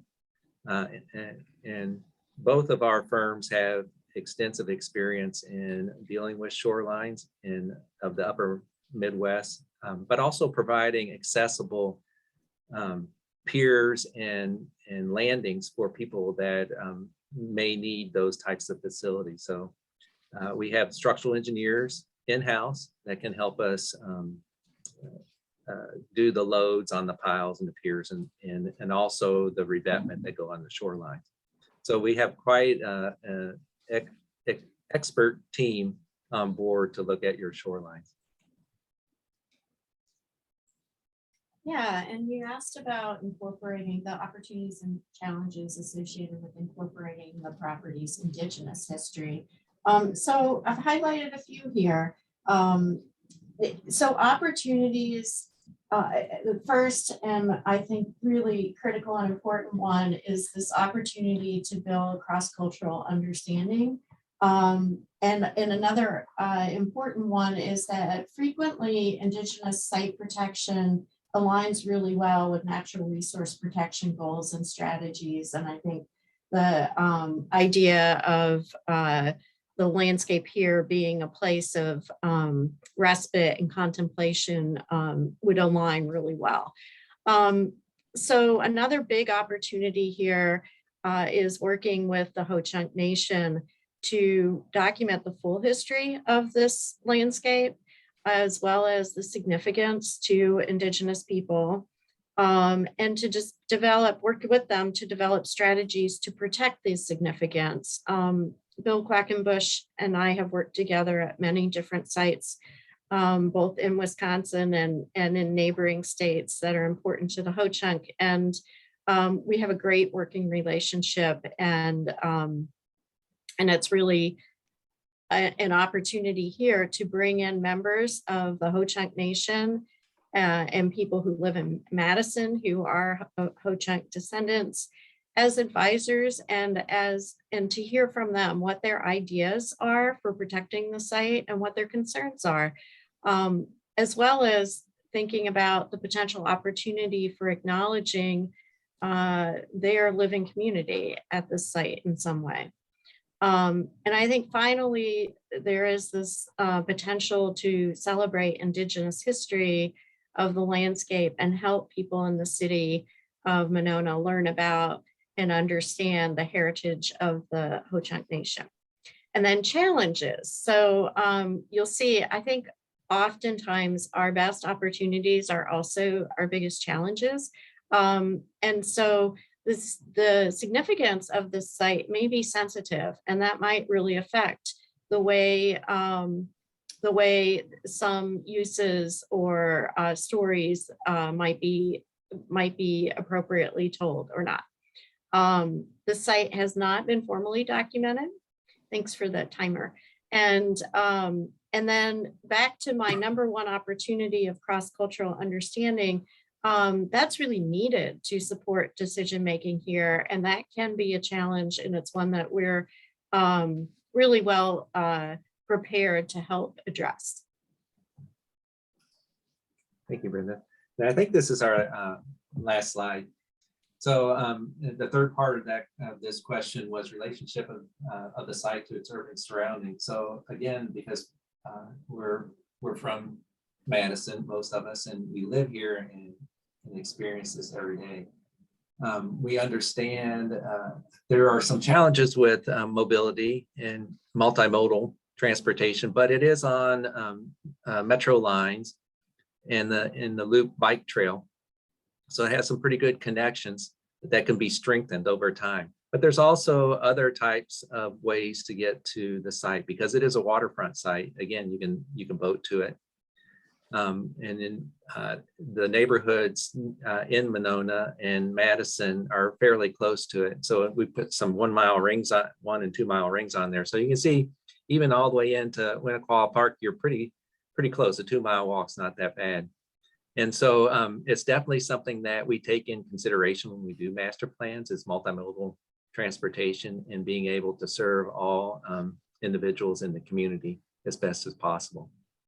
So with that, we're at the end of the presentation. So we'll open up to questions. Does anyone have questions? I do. Lorraine? So you talked a little bit about diversity and inclusion. Can you kind of explain a little bit? One, I guess, do you have a designated person for that? And then can you kind of elaborate a little bit more of how you work on diversity? Yeah, absolutely. You could start. Yeah, absolutely. So at Quinn Evans, we have what we call our Jedi Committee, which is justice, equity, diversity, and inclusion. And that committee helps us all think both internally and externally about how we address inclusion and diversity. And so with the projects that we do, we don't look to one person to do that. We're really looking to everyone to do that. So for this particular project from Quinn Evans, and I have probably the most experience working with including people who have traditionally been marginalized in the planning process. And so I would be the person bringing that to the table from our side. From MSA, Violet's part was a very robust public engagement process. And Madison has the RESG process, which is Rachel Equity and Social Justice Initiative. And so it was very intensive meetings in neighborhoods and community centers. So we went to those facilities and those communities to meet, as opposed to trying to bring people to a location outside of their neighborhoods. The bad thing that happened in the process was COVID. And so then that locked us down from being in face-to-face, but we were very successful with using the story map, and then also having the Zoom meetings to be able to contact people again that included not just underserved community members from neighborhoods and such, but also we had an extensive process with accessibility for all and independence for accessibility in Madison. So we reached out to a number of different groups there and had more one-on-one meetings with folks that were put in a leadership role from those different groups. So, and they were very helpful, and actually one person helped us develop more detail on the story map because he was an IT person. So it was interesting that he helped us in a different way. So we have an extensive outreach that we go to people, not have people come to us, in a sense. Thank you. Other questions, anyone? Nancy West, or can you show them on the screen, Jake?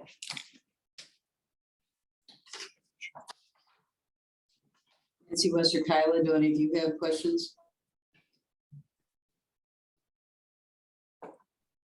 Wes, no? Okay, I think we're good. Thank you very much for taking the time to come and present us tonight.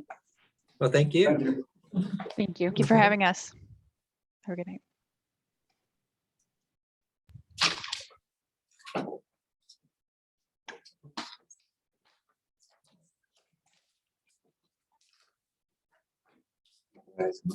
We need to do like a quick stand up, wave, you know, shake it out. What's the plenty cold pizza? Vanderwall. Anybody want to say? Yeah. Cold pizza coming up. Vanderwall is the next thing. We'll give Doug a minute to run out here. Yeah. Anybody need another one of these sheets? We have. I was gonna wait until next time. Ooh, we can't have that one. Taking a 2-minute break, Mandel. Give you extra time on the backside.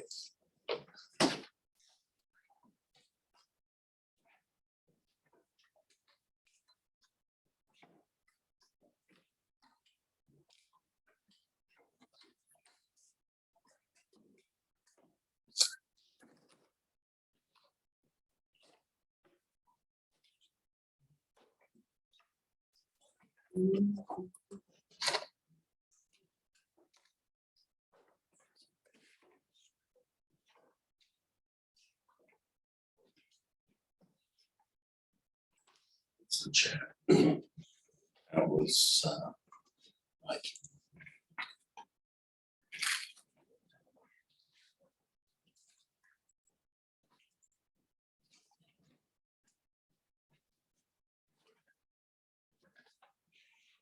It's funny, you can chat with them. Okay. See what she's up to. What's for dinner, everyone? Pizza. Nice. Rossi's Pizza. It's been a long evening. The 4th. I'll take that as a yes. Yes, not too long.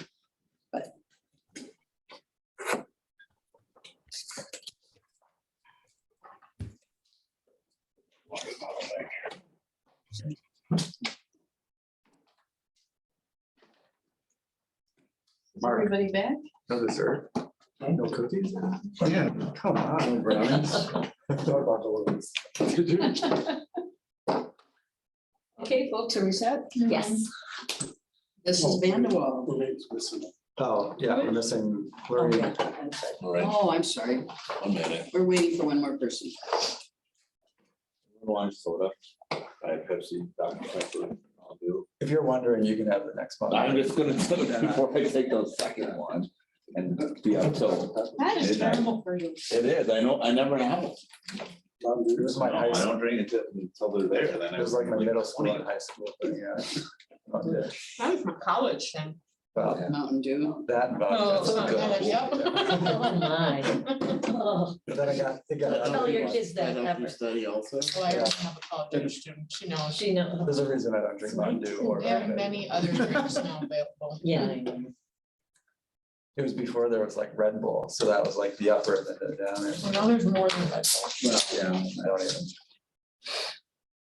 don't have a clue. I'm past that. Oh, I probably have the jitters.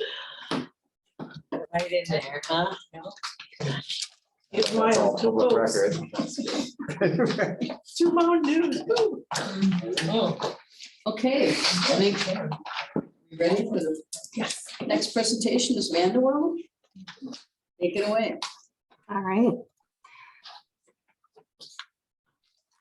Good evening, everyone. It's great to see you and hear some familiar voices. Thank you for having us. My name is Sonia Kriesel with Vanderwall and Associates, and I will be leading the presentation on behalf of our team tonight. Our consultant team is comprised of Vanderwall and Associates, Architecture, and Baird. And our other team members, Dean and Blake, are here with us tonight as well. They will definitely be available for questions, and they might pepper in some comments as we go here through the presentation as well. Before we dive into details, we'd like to reiterate our project understanding. First and foremost, we understand the generational nature of this project, the unique asset that's been presented to the public, and the importance of getting it right. The vision for what this property could become could span any number of themes from its past. Think of the cultural richness of Ho-Chunk natives, the Frank Ellis days as a gentleman farmer, hosting parties in the Great Gatsby era, or the quiet, reflective nature of Norbertine novitiates studying here in this natural and powerful setting. Preservation of architecture, land, and resources are central questions. But what the park means to modern Monona residents is just as important a question to be answered. As such, we'd like to ensure that through our work, whatever this park becomes is accessible and reflective of input of all Monona residents. So at the core of this process is the community engagement. We feel this piece deserves a very deliberately paced and iterative process that can't be hurried. And as such, our input activities will span the entire length of the project. Finally, we'll enter into and execute the project with no assumptions as to what the final vision will be, but with a strong grounding in the city's identified project pillars. Vanderwall will serve as the lead consultant.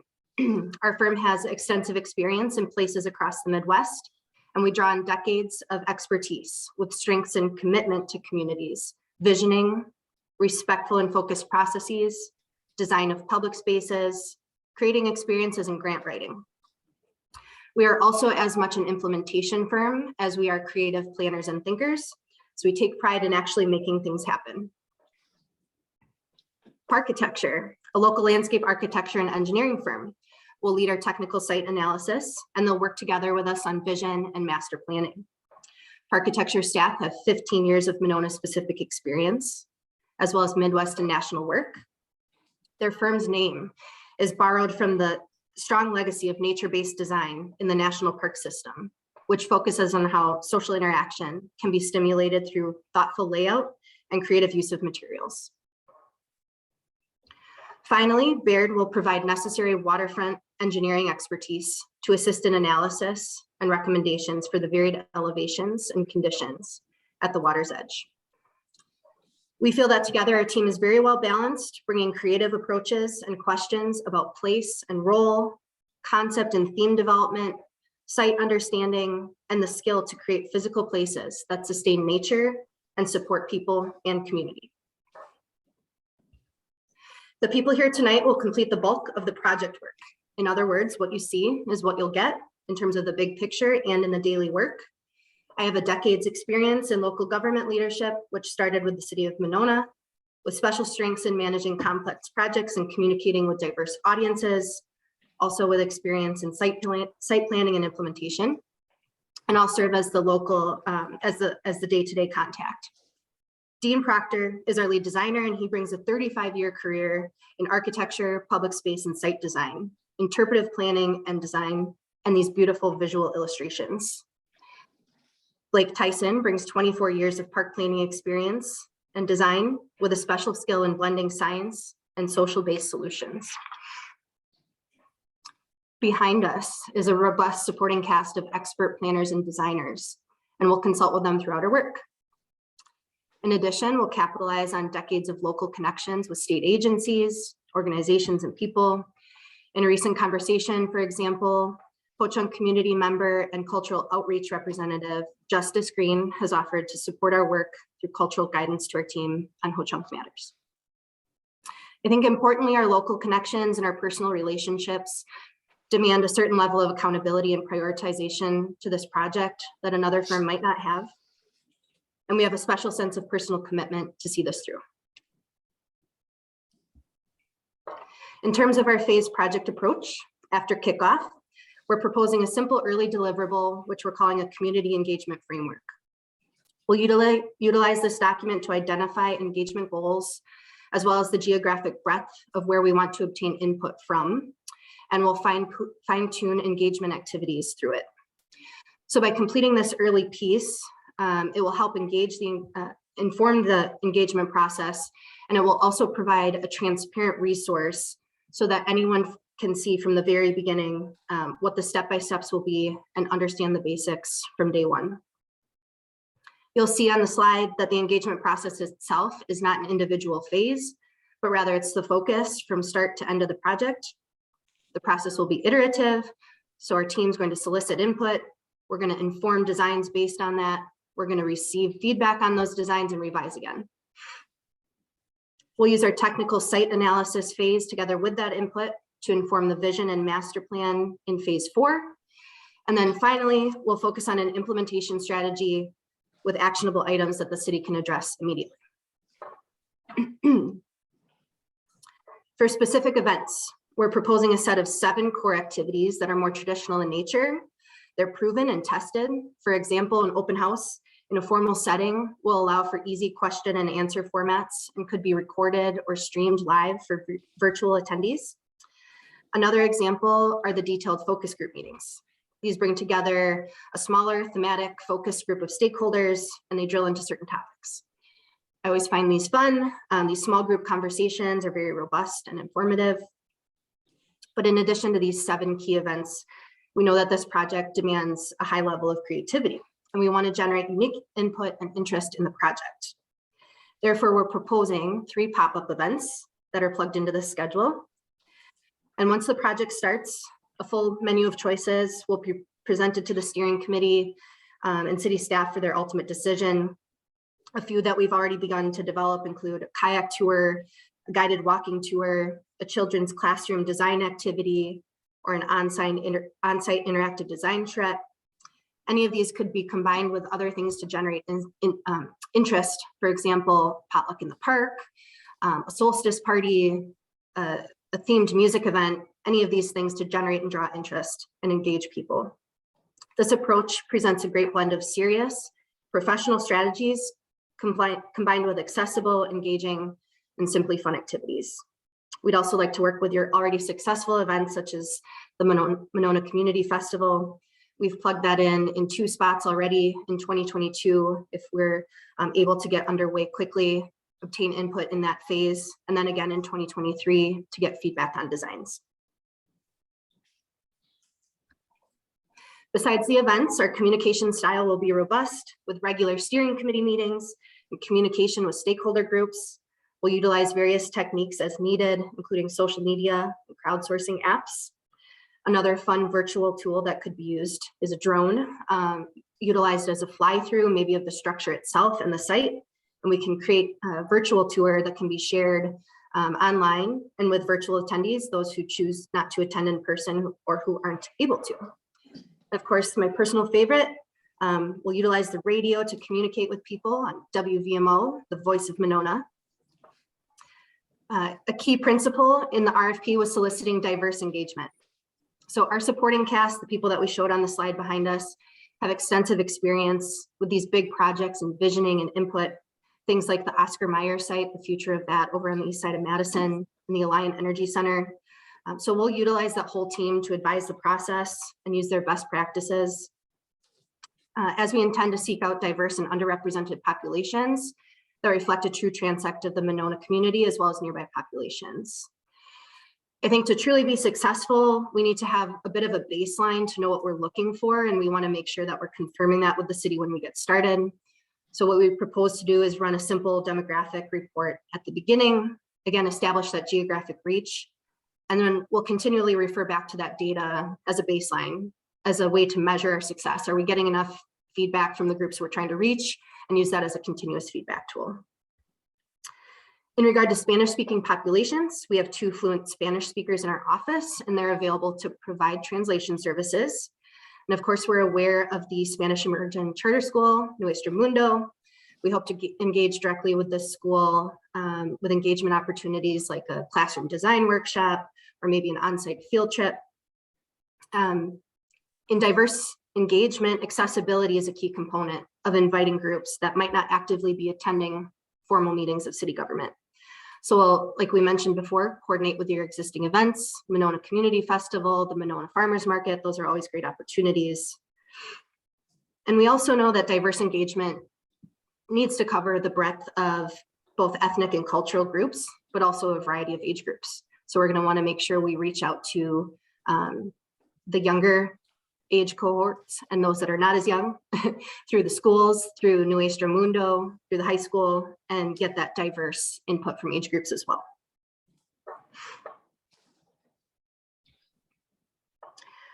Our team with Blake at the lead for the site analysis has the technical tools that are needed together with Baird's waterfront engineering expertise. Overall, our goal is to combine technical analysis with public input and strive to achieve a perfect blend of preservation, restoration, and genuine site experience for the public. Besides the technical skills behind them, they're just simply good at developing spaces for people that work. They can take the complexity of a site and all of the technical inputs, but also the simple ways that a site can work together. So that's what we're demonstrating with this marker image up here on the screen. They'll often examine a site like a set of rooms, kind of creating these character spaces and different thematic areas around different activities, and think about how those spaces can be connected with outdoor corridors, just like rooms in a house and hallways and passages that connect them. So really making sure the space works for people and providing a diversity of activities within it. As to the committee's specific questions, we're going to take all challenges and opportunities into consideration, and we've begun to put together some of those directly related to the 3 topic areas that you asked about. So regarding lake access and waterfront issues, we're aware of, for example, potential ice conditions or safety concerns with the varied topography, access limitations. Getting a kayak down into the waterfront area is going to take some special consideration, and how we create those rooms on the beach or connections down to them. In terms of opportunities, definitely the stellar view sheds to and from the site, from the water into the site and in the reverse. The multi-layered design features can provide some interesting designs. And then finally, lake quality considerations, of course, working with your stakeholder group, the Clean Lakes Alliance, and making sure that we're, maybe having some educational opportunities or an opportunity to really demonstrate how this site is not negatively impacting the lake. Regarding Indigenous history, challenges include a special approach to respectfully reflect cultural values, as well as the large area of the site that's likely in archaeological resources. We're aware of the phase 1 site assessment that's currently underway that will pose some challenges in terms of regulatory constraints and how those pieces of the site can be used. But on the same end, it's definitely an opportunity to showcase the history, collaborate with the Ho-Chunk community, as well as have an educational opportunity.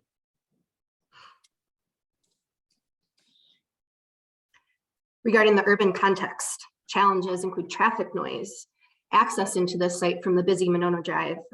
Parking, for example, those types of issues will be further explored as we determine ultimately through that public input and technical site analysis, what is the programming of the site?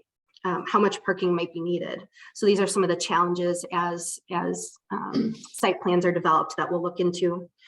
Opportunities we see as bike connections, enhancing the already great image of Monona Parks, kind of thinking about what might be missing right now, how can we add to that, what other types of thematic experiences can be added, and then providing an experience to all users, even if they're not going into the site directly. You've got kayakers from a regional perspective out on the lake looking into the site, as well as passerbys on Monona Drive, just kind of thinking and looking into the site and how it could be used. Finally, the fate of the Frank Ellis residence. As a former Monona employee, I have a solid understanding of the local landmark status of the structure. The detailed condition report that the city commissioned is very robust and I think provides a lot of the quantitative information that's needed at the end to make decisions. I think the key takeaway from that report is that if the community is interested in saving the building, it's certainly possible, but will be costly. So the fate then seems to really depend on what the community determines this place should be. If the presence of the Ellis residence supports the vision, then the cost of restoring it can be further considered. But if the presence of the residence, on the other hand, does not align with the vision, alternative treatments to the site could be explored. In either case, we're not going to count out any creative solutions that satisfy numerous interests or that balance those. From our team, each of us brings different types of preservation experience to the table. Dean is a registered architect and has experience in preservation and reuse, cultural resource planning and design. I've written historic preservation grants and ordinances, and Blake's site work has involved critical preservation questions for contributing structures as well. In fact, they're dealing with a project like that right now. In addition, we have the support of Iconica, which is a local design build architecture and construction firm, and they share an office with Parkitecture. So the two firms have an integrated workspace, and we do expect an ability to utilize them for minor analysis that might be needed, such as refining initial cost estimates. So overall, the culmination of these inputs from the public and from the technical site analysis results in a deliverable that summarizes project vision and the plan in various schematic, narrative, and visual components. The purpose of the master plan is to help the city identify what's the identity of San Damiano. How exactly does this fit into the city's system? What role does it play here? What role does it play on the east side? What role does it play in Madison? And how should this feel exactly? We'll start to explore a variety of roles and get feedback. Is this a cultural touchstone, a recreational place? Is this a spiritual retreat? Maybe it's something completely different, but ultimately some parts of the site might not change very much. And are there subtle improvements that really communicate and amplify the value of those pieces? We're going to be thinking about how people will use this and how will they create their own new history. This graphic communicates a bit of a process with inputs on the far left. We're going to be speaking with residents, understanding the technical site considerations, topography, vegetation, microclimates. We're going to look at the context of the site and the region and its history. All of those inputs are going to work together. We're going to start thinking about what are the activities that work here? What is the role of this site?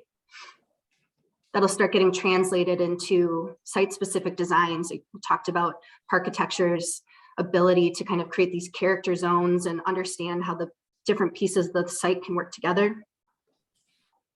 Those will start to work into alternative plans that we'll put out to the public and get feedback on different scenarios, what works and what doesn't, and ultimately come to the vision, the plan, the story, and the character that will be delivered in the vision and master plan. We'll be delivering an implementation strategy as well. Hopefully we're robust with many ideas, but it's not something we just want to drop in your lap with huge challenging ideas and walk away. So throughout this process, we'll be working with the city to prioritize and discuss and to provide some immediately actionable items. So some of these small nuggets of opportunity might just be to to keep momentum going or to identify low cost but impactful outcomes. For example, volunteer groups might work on reforestation. I've noticed some trees coming down out there, so talking about tree quality and maybe reforestation of the stock. Shoreline cleanup or invasive species management, vegetation management is another example. So these small things can really start to take the site from a feel of maybe abandoned mansion into that lively community space and the vision that's starting to get developed over time with the community. We're also going to give special consideration to the long-term financial and operational sustainability of the site. We know the city has many outstanding parks to take care of already and is financially constrained in other ways. So we're going to make sure that that's a key component and that we're consulting with the city throughout the whole process. Our team in Vanderwall has tons of experience writing grants for client communities all the time, whether that be in the more natural and park categories of the DNR Knowles Nelson funds or into the Wisconsin Historical Society grants. I know you've got expertise on your steering committee with that as well. So we'll be sure to kind of review all of those opportunities and leave no stone unturned in terms of leveraging resources. So in conclusion, we're excited to join you in this process. We're excited to hear from the community, to generate and invite creative input, develop site character ideas and visions, and to balance the pillars of environmental, historical, cultural, and recreational opportunities. We hope to deliver a robust plan and actionable ideas that honor this once in a century public purchase. So thank you again for having us, and our whole team is available for questions. Questions, anyone?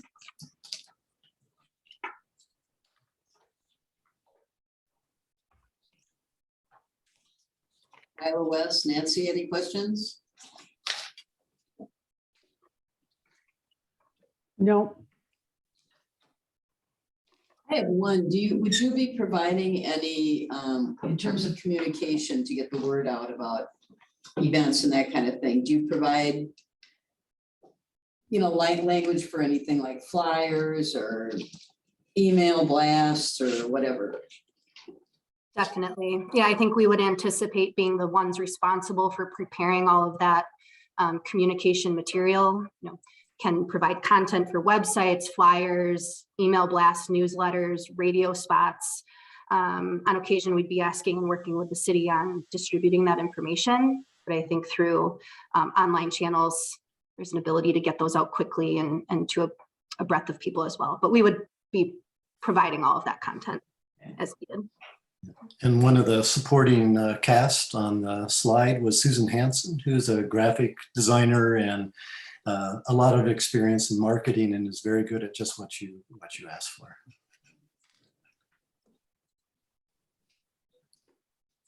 Anyone else? I guess I have a question. Do you feel that you have enough time to dedicate to our project, balancing with your other projects? I can speak for the architecture side, and the answer is absolutely. We consciously make the choice to only pursue projects that we are personally passionate about and able to allocate our full resources to. So this one is a very, very important project to us and all of our team. So no question in my mind, resources are available and ready. Thank you. Anyone else? Okay, I think that wraps it up. Thank you very much. Thank you Thank again. you all. Appreciate your time. Thank you. Seeing you, Sunny. You too. Bye. Good night. Yes.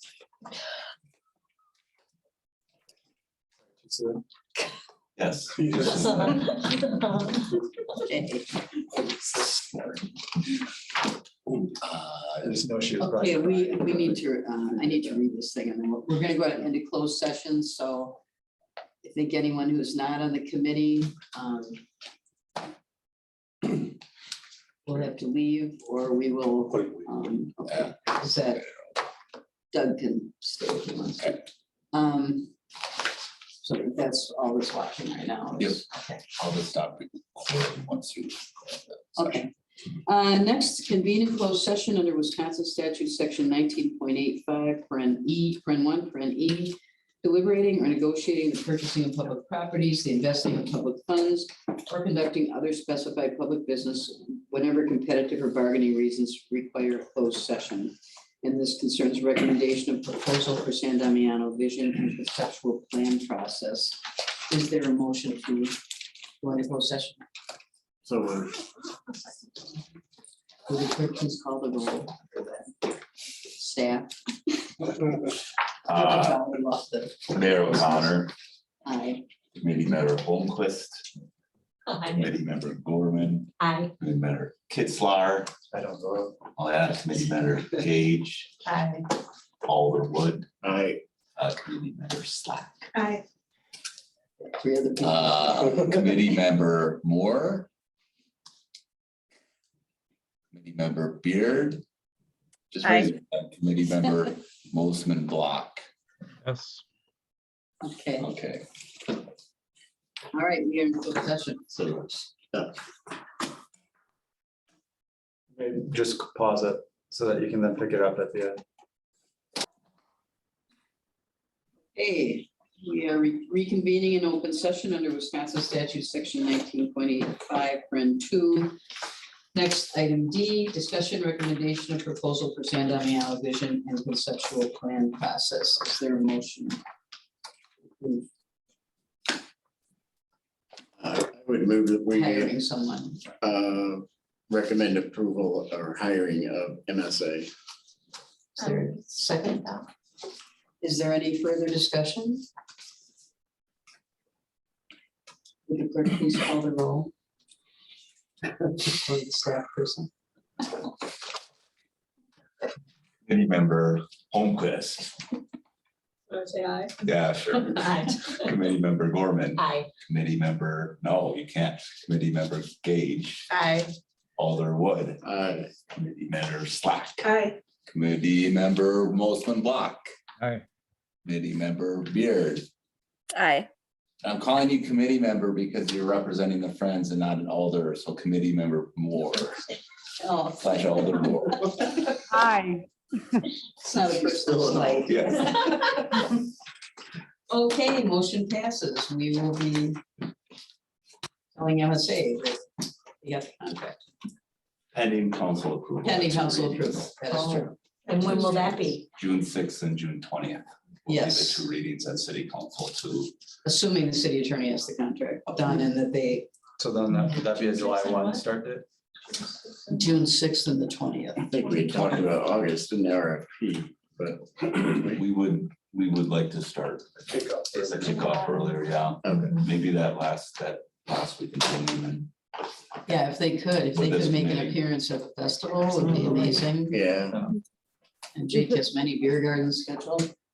Nancy? Is there any, yeah, I'm just wondering if off of their initial proposal to, I believe was Jake's point initially, is there anything in terms of the scope of work reflected in the RFP?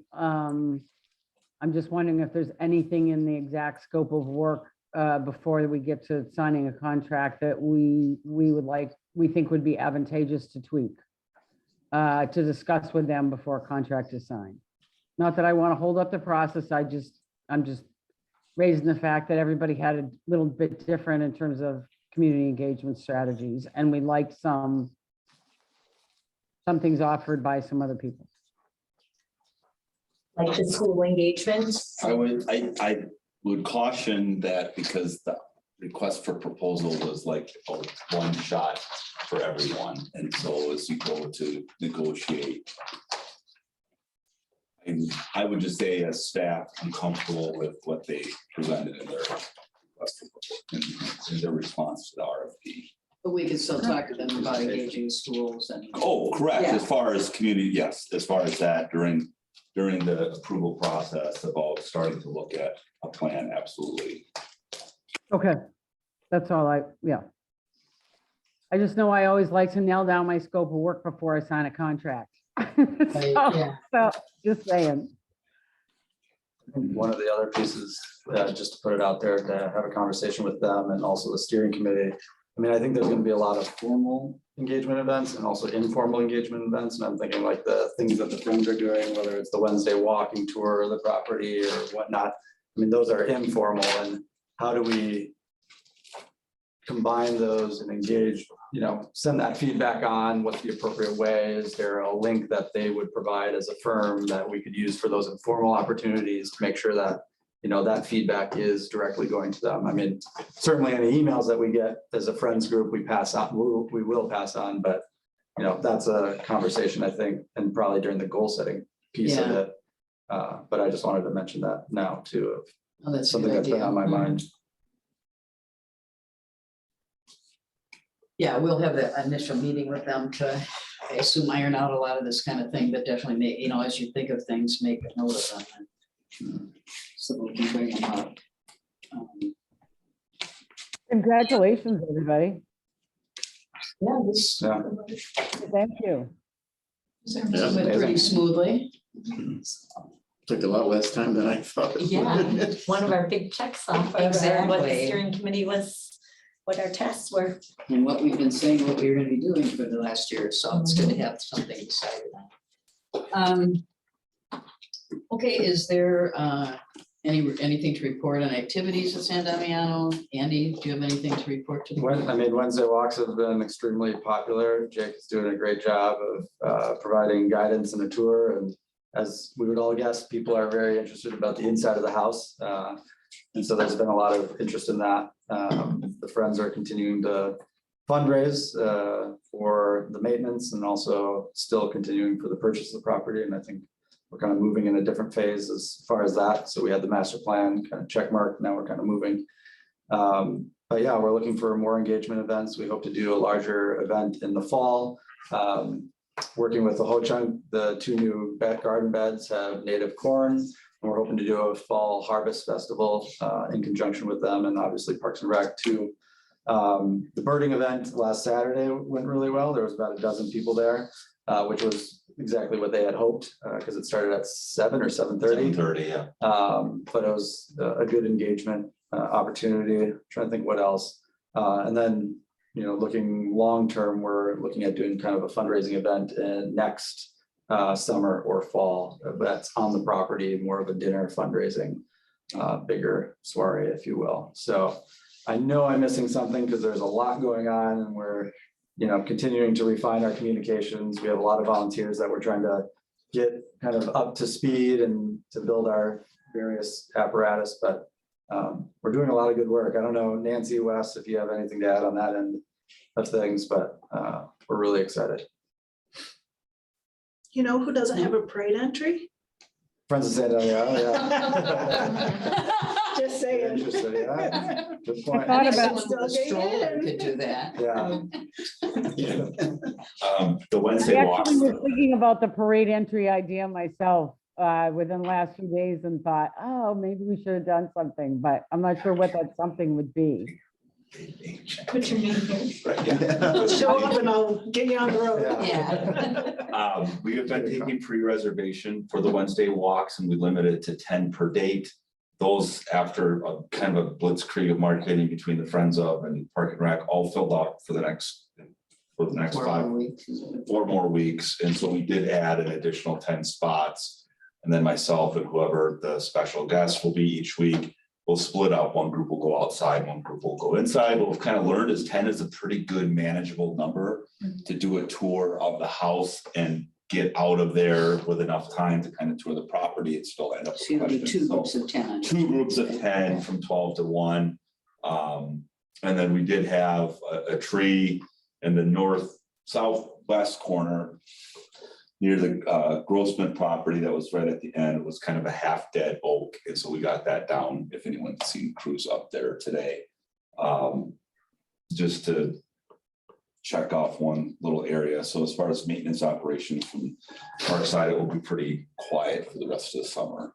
What about lighting? What about lighting? Was it lit up? There's some security lights that are sometimes on, sometimes not. Do we have any motion lights up there? I don't believe we do.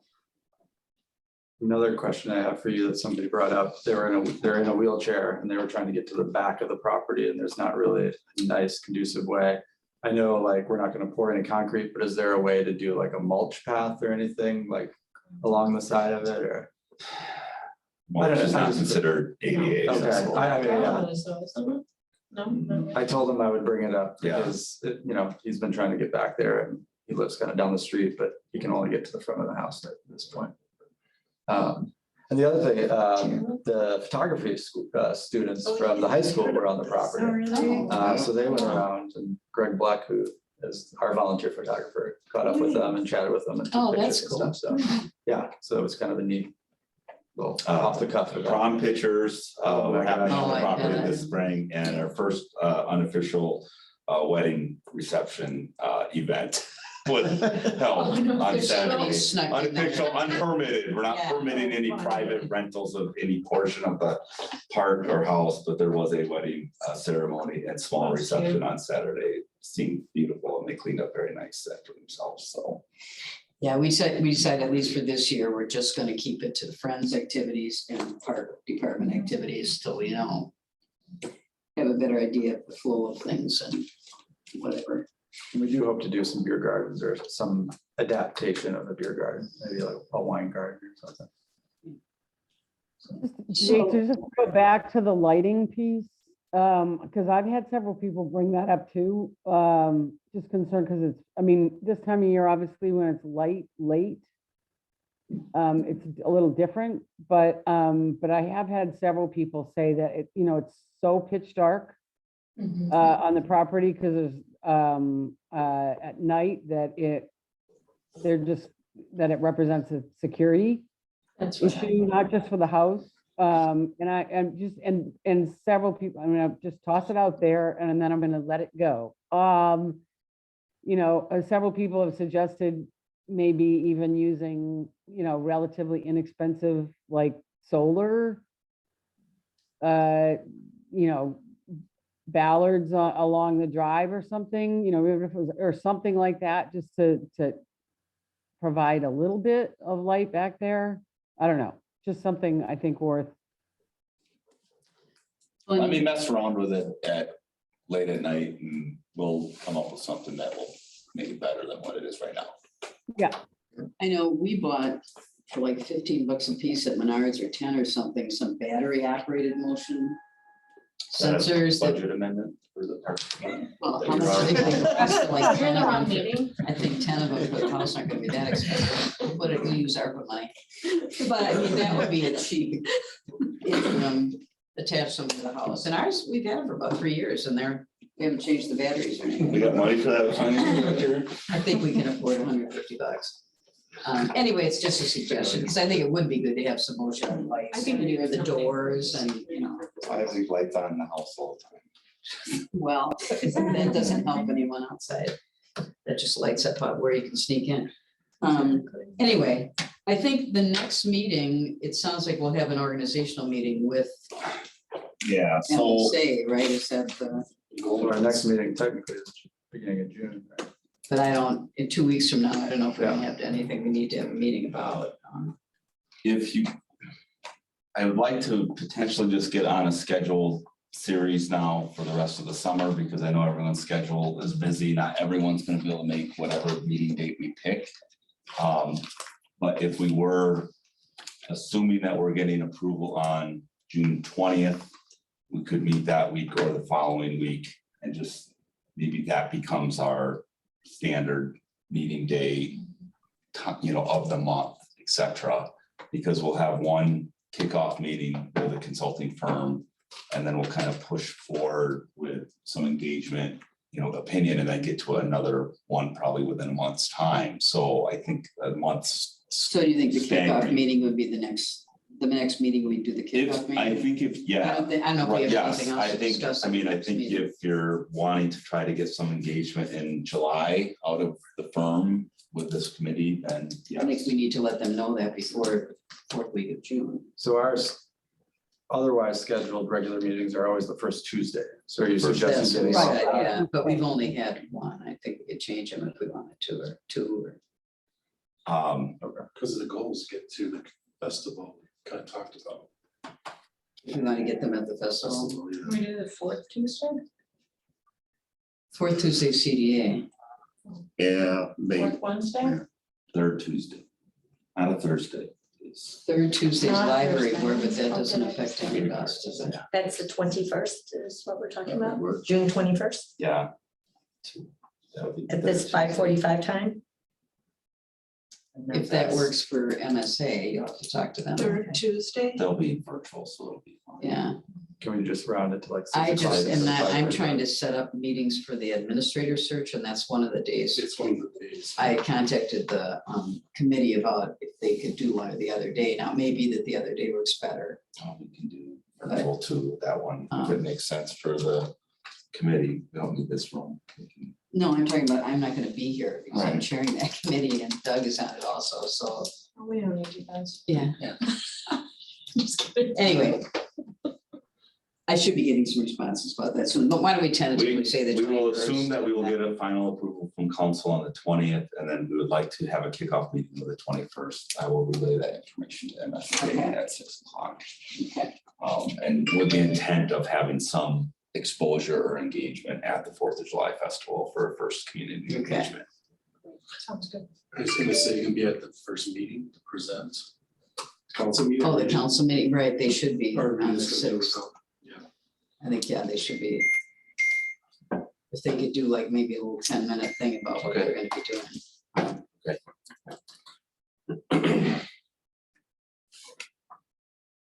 Okay, is there anything else? So are we saying the 3rd Tuesday going forward is going to be the final date, or are we just doing it to try to get in with the 4th of July festival? Let's say for June for now, and I don't know, I mean, maybe that just won't make sense to them, I don't, Yeah, seems like. we I'll need reach to- out, we I'll need reach to- out and see if that's feasible, just based on our schedule.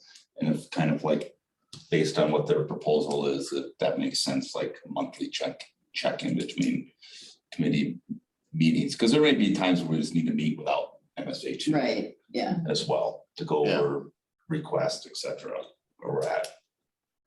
okay, so we'll say the 21st of June for now, does that work for everybody? I won't be there and I won't be emailing, so just make a note. Okay, I have a conflict that day, but you guys proceed without me.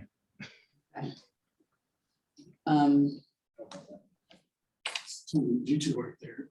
Well, I'll see Yeah. if we can get that, I know that 21st is not good for Kathy, so, Oh, because she has library board that night, so. And I'm gone for 3 weeks, so don't. Oh, wow, okay. Where are you Do going? we- Italy and Greece. Ooh. Can I come? I'm smiling in the bag. We'll just have the meeting out there. Yeah, there we go. So it sounds like that date doesn't work. Okay, anybody else, have anything else they want to talk about, or? I move Well, adjournment.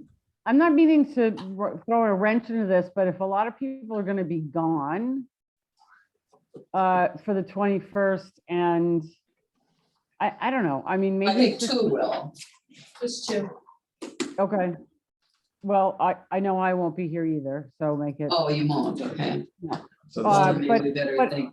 But it's not even, for I guess I'm just questioning whether or not the 4th of July is, I don't know, maybe it's just me and my vision or my experience in the 4th of July, but I know when we've tried to do other tabling at that event, it's just like, tends to be so many people interested in other things like music and beer that it hasn't been a particularly good event to table at.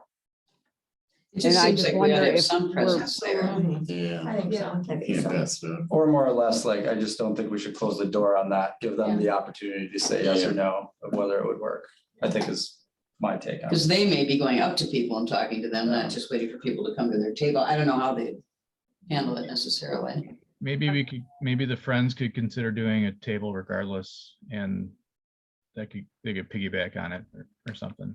Yeah, That's a good idea. I do think the kickoff meeting is an important discussion.